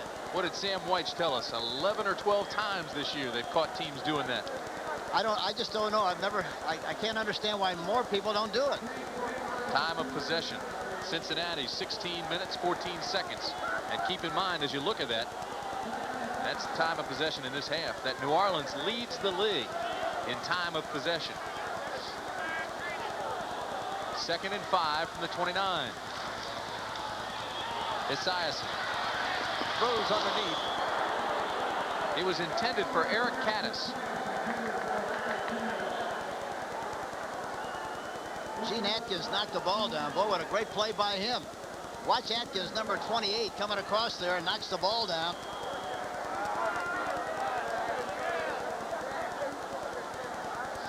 Here It'll again. bring up 3rd and 5, Hank, at the 29. Stanford Jennings goes to the slot. The lone setback is Kennebrew. A lot of outside pressure.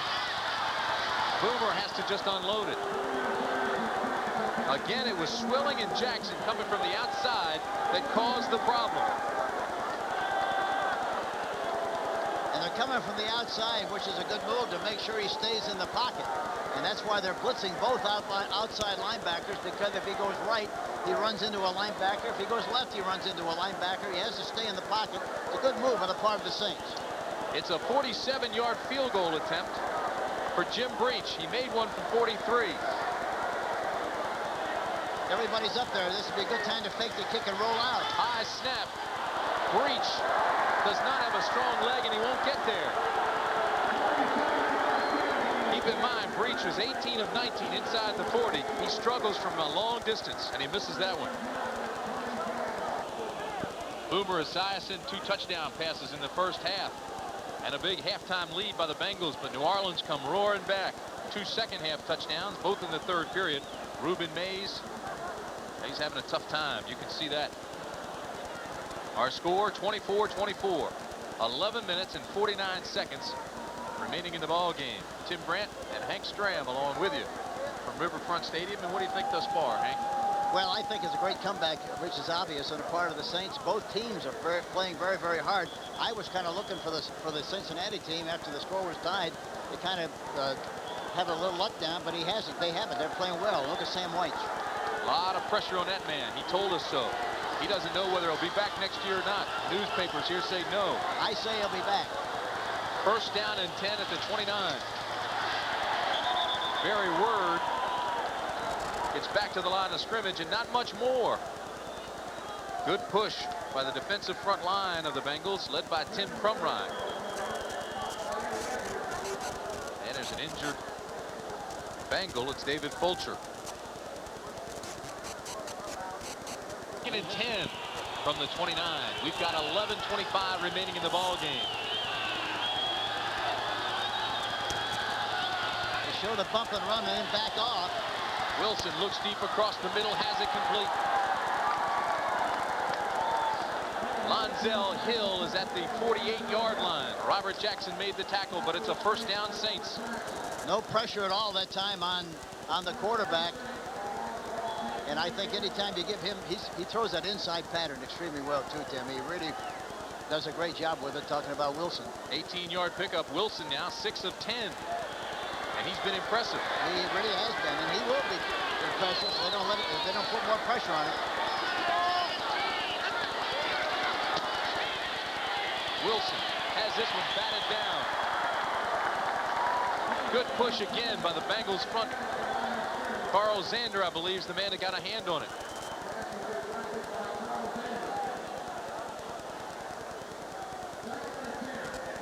Talking to Zanders yesterday, here he is. Carl Zander, number 91. Look at, watch him get his left hand up, deflects the ball. Talked to him yesterday, and he said, we've got to play aggressive, tough football. This is a great football team we're playing. I asked him who his hero was when he was growing up, and he said Jim Collins, the linebacker for the Rams. Played together in high school. 2nd and 10 from the 48-yard line. Wilson, straight drop back, throws out to the corner.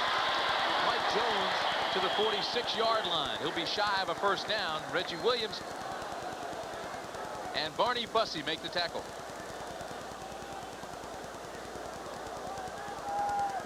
Watch this hit by Bussey. Here we see the shot. Watch Bussey come into the picture. Watch this. There it is. A great shot from the inside out.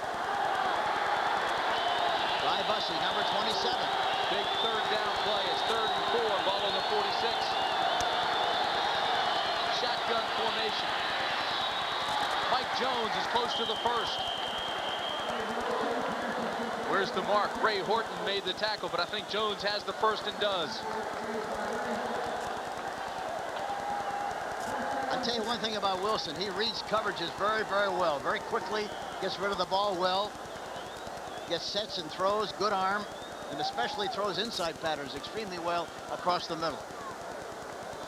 Look at the intensity on his face. Jim Mora. First down and 10 from the 42. Dalton Hilliard now, the setback. He's got the ball. Left side, tries to pop the hole. Gets to the 40. And one thing about, you know, when you play the Saints, you have to worry about keeping them out of that scoring area, which is about the 40-yard line, 35, because of the great kicking ability of Morton Anderson. They get across that 50, and then you have to start worrying about field goal, especially now with a score 24-24. That cannon he's got, he can pump it in there from there. Under 9 minutes now. Hank, one thing you can say about Cincinnati, they have been in tight fit games before. 10 games decided by a touchdown or less this season. 6 by field goal. And they most recently won one in overtime against Kansas City. Here's the blitz. 2nd and 8. Backside pressure. Wilson throws it up. Martin's got it. Ray Horton knocks him out of bounds, but a great throw by Wilson and a great catch by Martin. I tell you, Martin is unbelievable. He really is. He doesn't have great speed, but he runs by people. Here you see him. He turns Horton right off the bat, looks to the inside, goes outside. The ball is thrown right over the top. You can't cover a guy any better than that. The ball was just thrown beautifully.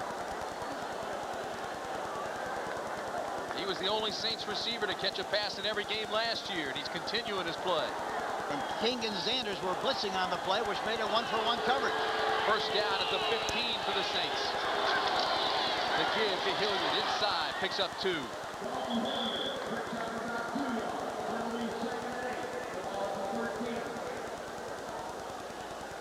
New Orleans has sold me. No, I tell you, they're a good, solid, strong football team. You know, the other thing about it is that, you know, the discipline involved in the team is very obvious because they didn't panic. You know, they just kept sawing wood when they were down 24-10. You still had the feeling, even though they weren't playing very well, they finally made the adjustment, but you still had the feeling that somehow, some way, they were going to get back in this contest. And they have, and with a lot of poise and a lot of discipline. A group of overachievers. Early on, it was the defense that carried this New Orleans team, but the offense has caught up. There's a good picture of Dean Kleinschmidt, the very best trainer in the National Football League. He was honored by being Trainer of the Year last year by the Trainers Association. Great compliment to Dean Kleinschmidt. They brought out a stretcher, a mobile unit for Fulcher. Right now, let's go back to New York. Here's Brent Musburger. Brent? Jim time running out on quarterback Jim Kelly and the Buffalo Bills. They've got a 4th down. The Patriots come storming in, and they record their 5th sack of the day way back on the 10-yard line. Now, with a Patriot victory, Indianapolis can win the AFC, and meanwhile, the Seattle Seahawks lead Chicago 27-21 in the 4th. Back to Tim.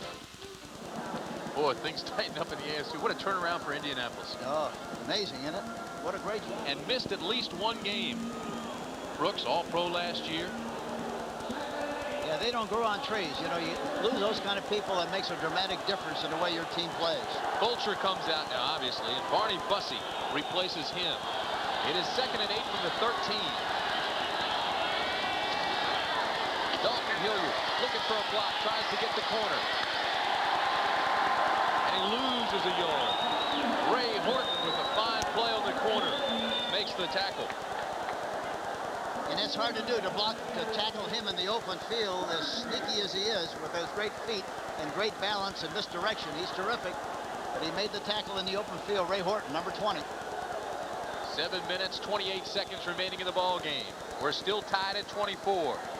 This will be the 10th play of this drive coming up.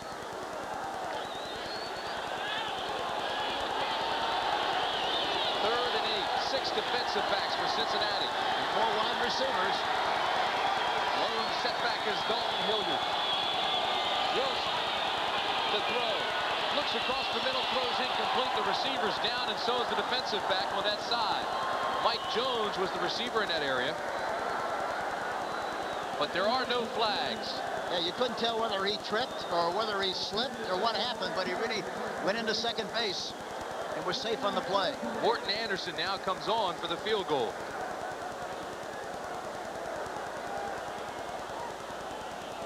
Anderson hit one from 21 yards earlier. He has not missed inside the 40 since October of last year against Indianapolis. This will be a 30-yard field goal attempt. Ryan Hansen will be the holder. Good snap. The kick is up, and it's good, so his record remains perfect for the year inside the 40. And New Orleans, with 6 minutes and 57 seconds remaining in the ball game, has taken the lead by 3. Snake River, Wyoming and Old Milwaukee both mean something great to these guys. The Snake River means fly fishing for lunker cutthroat trout. And Old Milwaukee means a great beer. Cold, crisp Old Milwaukee beer. And smooth, golden Old Milwaukee Light. There's nothing like the flavor of a special place. And an Old Milwaukee beer. With 6:57 remaining in the ball game, and you can see behind the pole there on the left, just barely see him as he turns around, the owner of the Saints, Tom Benson. And I saw him before the game, before I came into the press box, and he said, "We're going to win." We're going to win. Who dat? Morton Anderson to kick off. Barney Bussey is deep for Cincinnati. The Saints have scored 24 consecutive points. This is Bussey. He's after the 23-yard line. Keep in mind, the score was 24-3 Cincinnati. The Saints have come roaring back, and it's not something new to the Cincinnati Bengals. 5 games they've lost in the fourth quarter. They led San Francisco. That was probably the most catastrophic loss. Lost that one in the last few seconds. Instead of running out the clock, gave it back, and 49ers scored. But that's been the story of the season for the Cincinnati Bengals. Well, the worst thing about that loss, Timmy, was the fact that they had to wait so long to kind of recoup from that loss because of the strike. Never did recover. And while New Orleans had a few players come back in during the strike, Boomer Esiason, very hard line. It really is, because they're a team of big plays, and they don't have to have a lot of plays to score touchdowns, which is the case with that kind of a team, and the same with this team right here, Cincinnati. Well, we'll find out now, because the burden is on that man's shoulder. Boomer Esiason, quite an athlete. You know, he was a heck of a baseball player. He was a pitcher. 15-0 was his record. The pro scouts were after him. Actually, the Mariners wanted him to pass up the University of Maryland on the football scholarship and come play with them in the majors. I tell you, he's a delightful guy. 1st and 10 at the 23. Esiason just dumps it out. Oh, and I want to tell you something. That New Orleans Saints defense is running to the football. Jim Wilkes got there first. Swilling was right behind him. I'm going to tell you something. If you play vanilla football against the Saints, you're going to be in trouble. You have to have something that's unusual, a little change of pace to change the rhythm of the game, or else they're going to really smother you, just like they did on that last play. Time, obviously a factor. 6 minutes, 22 seconds remaining in the ball game. The Bengals trail by 3. Both teams have 3 timeouts remaining. It's 2nd and 17. Again, there's pressure. Esiason looks deep, has the ball batted, picked off. Van Jakes inside the 20, to the 10, gets a block. He's down to the 1-yard line.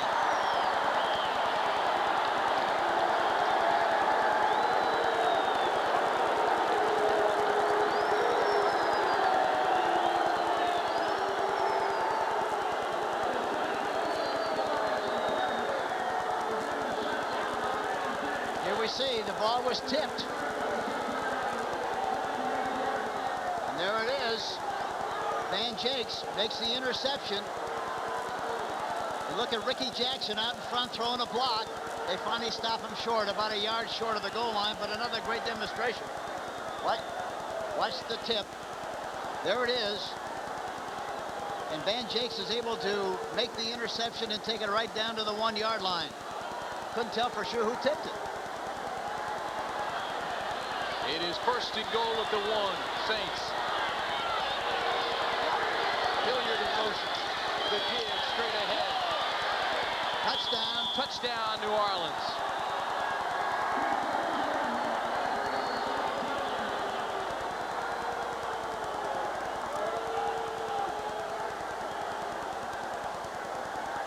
Buford Jordan with the touchdown. And New Orleans again relies on the turnovers and capitalizes. Watch the line take off from the side. They get a pretty good push. Buford Jordan goes right over the top, breaks the plane. Even though they try to stuff him back, he still broke the plane. Touchdown, Buford Jordan, New Orleans Saints. And they get another 6. New Orleans, 2 turnovers, 2 touchdowns. Anderson adds the extra point. And I can't remember a team which forces as many turnovers and capitalizes with as many points as New Orleans has done this season, especially in the last 8 games. And here again, that time they just had 4 defensive backs in the game. They didn't have the 5, just 4. 3-man rush with 4 linebackers, and they got it done again. And another big play for the defense. New Orleans defense, 28 interceptions, 8 block kicks. And the pressure now is on that man, Sam White. And again, we repeat that there is so much pressure on him, and the speculation here in this city anyway is that he will not be back. But Hank, you obviously believe he will be. I think he will be. I feel sure that he will be. I don't know. You know, it's hard to get somebody that is going to come in here and do any better than what he has done. He was 10-6 last year. He's a fine, bright, young coach. He's had a lot of reverse things happen to him this year. I don't think there's any question about the fact that he will be back next year. I might be wrong, but I don't think that anybody else will coach this team next year but Sam White. Well, you mentioned that the Browns are football people. They aren't necessarily the business people that don't know the game. And yet, when we talked to Sam White, he mentioned, hey, listen, they may have to make a business decision. You saw the stands. They aren't filled. No, I know that, but I still think Paul Brown is a football guy, plus a business guy, but he's got a football background. I don't think he'll make a change. 5 minutes and 45 seconds remain. Barney Bussey returns it to the 29-yard line. People now continue to leave Riverfront Stadium with New Orleans taking a 10-point lead. And as Boomer Esiason comes back out on the field, you can hear the boos.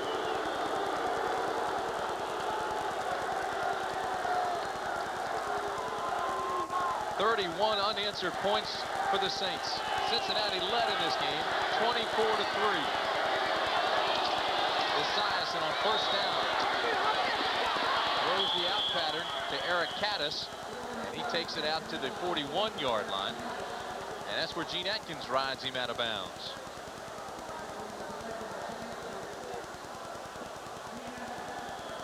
White signaling in the play.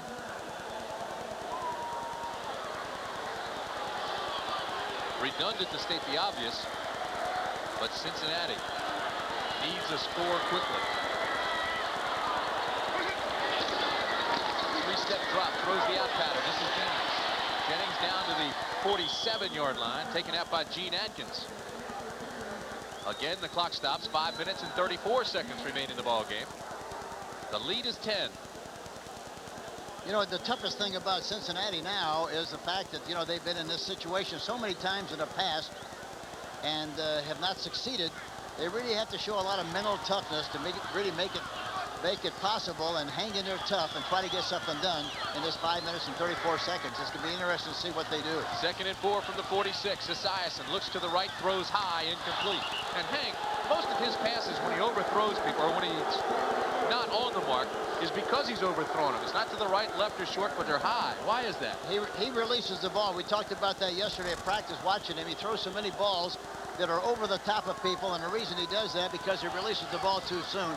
He doesn't hang it out long enough and throw it out in front to give it the trajectory that you need. It goes right over the top, and almost every bad pass he threw was always long. He's for got that reason. so much talent. He's 17 of 35, 170 yards, 2 touchdowns, and an interception. 3rd and 4 from the 46. Inside pressure. Boomer lobs this one over the top. And the Saints have done a good job of adjusting to the rollouts. They're blitzing those outside linebackers, which forces him to stay in the pocket, and he likes to move. That one was intended for James Brooks, who has come into the ball game. Brett Maxey was the defender.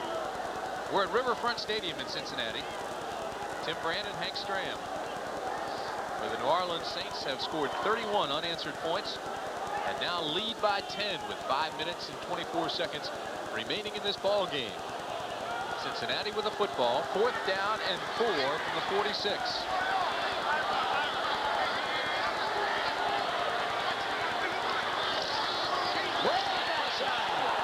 Ball's loose. Saints have it. And Wilkes, Ricky Jackson takes it down to the 20-yard line. But again, it's that outside pressure from the outside linebackers. And Boomer never saw him coming. Ricky Jackson, and of course, any time that you have a left-handed quarterback, the pressure has got to come from the right side because the quarterback can't see him. Watch from the middle of your screen, Ricky Jackson, 57. He has the free shot today because you got a left-handed quarterback and a right-handed quarterback. The right linebacker has the advantage, or the right end. In this case, it's the left linebacker and the left end because you got a left-handed quarterback. 1st down and 10 at the 25 for New Orleans, as they don't call it Louisiana anymore. The give to Barry Word bangs his way down to the 17-yard line. Tackle made there by Kiki Diala.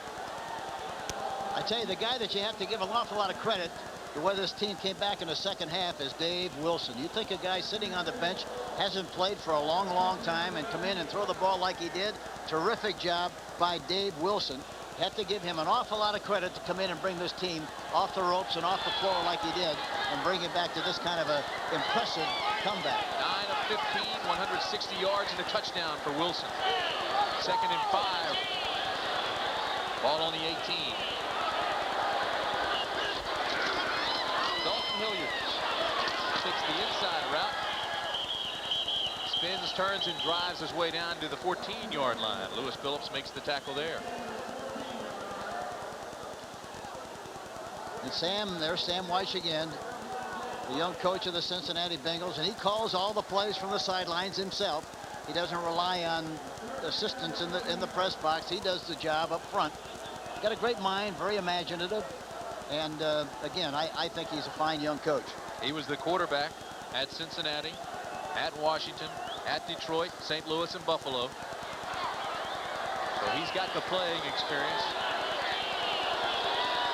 3rd and 1 at the 14. Barry Word has the 1st down for the Saints.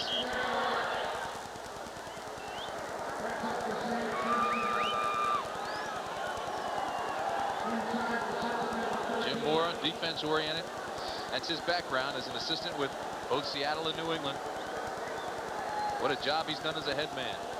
And this is a telling fact. You know, 6 possessions, huh? Talking about Jim Mora, you have to give him an awful lot of credit for the job he did at halftime. They had to make some adjustments. They did. They came back with a lot more emotion in the second half. They had to do that, and they did. And they came away and did just a terrifically outstanding job in the second half.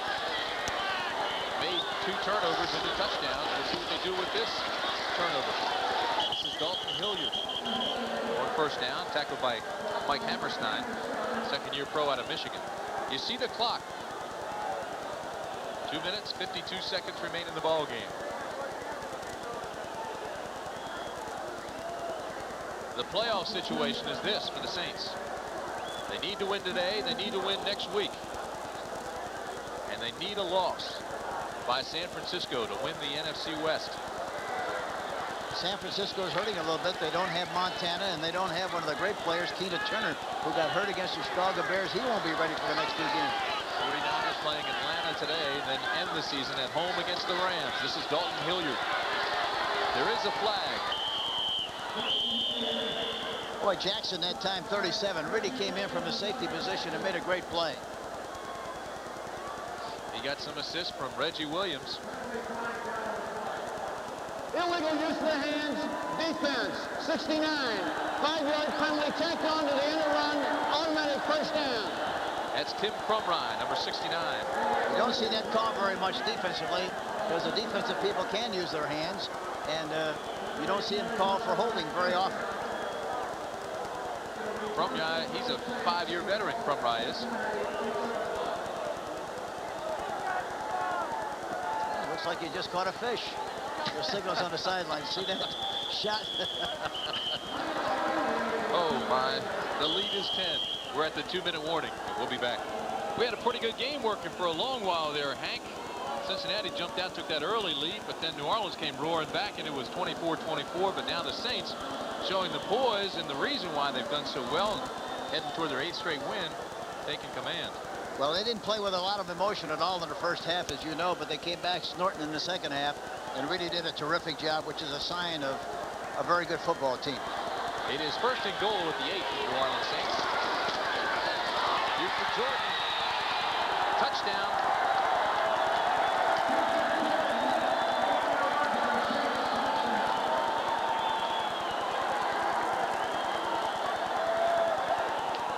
He left McNeese State as the all-time leading rusher in Louisiana history, and he is a load. Coming right into your couch, right into your lap. Look at that. Into the end zone, walks the dog, twinkle toes into the end zone, through the tulips, into the end zone for the touchdown. 2 carries, 9 yards, 2 touchdowns. Not bad numbers for Jordan today. And you like him, too, because he's a very unselfish player, a good blocker. He ought to turn around and give some of those points to the tight end, Hobie Brenner. Hobie Brenner really got off the ball in great shape and threw a great block. You know what, really, the Saints are like playing with 5 offensive tackles when they got those 3 ends in the ball game. Gordon Anderson's extra point attempt is good. And so with 1 minute and 55 seconds remaining in the ball game, what was a 24-24 tie early in this quarter is now 41-24 New Orleans. And Jim Moore still looks like it's tied. Well, he's smiling a little bit.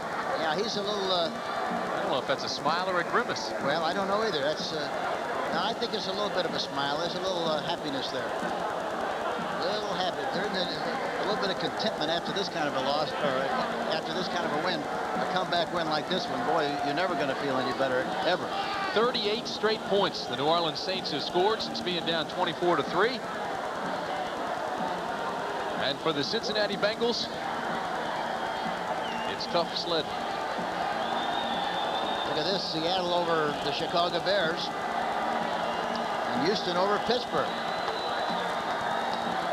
You know what I think, Hank, would compound things for a head coach like Sam White is the fact that his team was picked to be one of the major contenders. And one magazine even had him as the odds-on favorite to go to the Super Bowl this year. And then to have a season right now, they'll go to 4-10. It just seems to compound things. And you see the reaction of the fans. Goodbye, Sam. Well, I think here again, if he had never, in the 4-year period, never had a winning record and didn't show some signs of success, it'd be different. But, you know, you can't change that much from year to year. Arnie Bussey at the 6. Looks for a block, takes it out across the 20 to the 26-yard line, and again, there's a flag. Alvin Tolles made the tackle.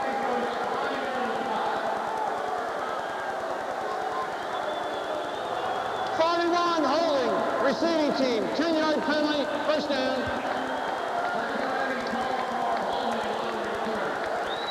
On Christmas Day here at CBS Sports, all the action starts live at 12 noon Eastern time with the NBA action. The Detroit Pistons travel to Madison Square Garden to take on the New York Knicks. Then the Big Eight's Player of the Year, Thurman Thomas, will lead Oklahoma State against West Virginia in the John Hancock Sun Bowl.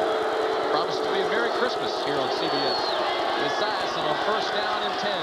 Throws to the right side, intercepted. Down inside the 20. Brett Maxey to the 14, the 12-yard line. Another interception for a team that has thrived on him this year.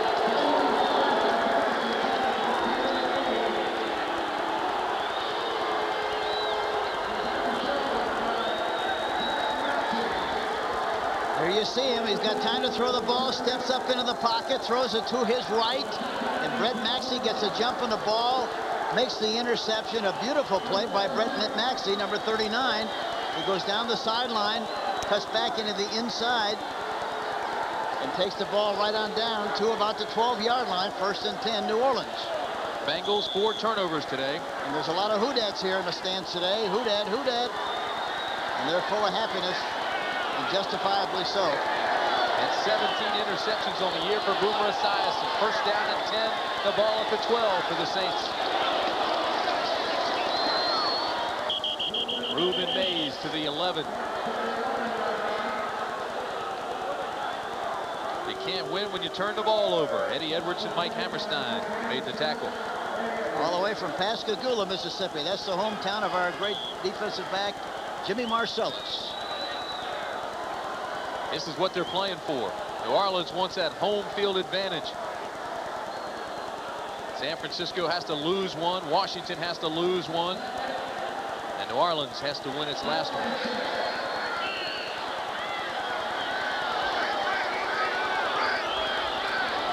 Second and 9 from the 11 for Dave Wilson. This is Reuben Mays. Tries to take the corner. Can't find it. Now cuts back inside. There's a flag, but he gets to the 9-yard line. We'll wait and see what the flag is all about. You know, the remark that I mentioned earlier by Ray Horton might be right. He said he thought, in his opinion, I mentioned it again, he thought the New Orleans Saints right now were the best team in the National Football League, and he picked them to go to the Super Bowl and picks them to win. Pretty strong comment, and he'll feel even stronger after this game tonight, or this afternoon. You know how I felt. Holding, 82 offense, 10-yard penalty, still 2nd down. That's John Tice.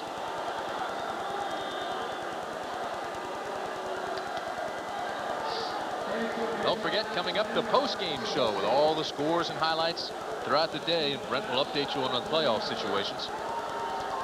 And then after that, Wilson's Sports Year in Review, and what a year it's been. All the best coming up on CBS. 2nd and 18 from the 20. Reuben Mays again. Hank, I have felt, especially during this streak, that New Orleans, obviously a well-coached football team. I go back with Jim Moore to the USFL and think he does a marvelous job, but I thought it was a group of overachievers that were on a roll, had the chemistry, and things were just going their way. But today they really showed something. This is a quality football team that came back, and you're right. They may be the best team right now in the NFL. Well, the great thing about this team is that they're big and strong up front. That's where you have to start, and that's where they are. Their defensive line and linebackers is as good as anybody in the league, and it's no surprise that they're playing as well as they are. Well, they're going to win their 11th game against just 3 losses. And that's it. So New Orleans wins 41-24 over the Cincinnati Bengals. And the Saints keep marching in.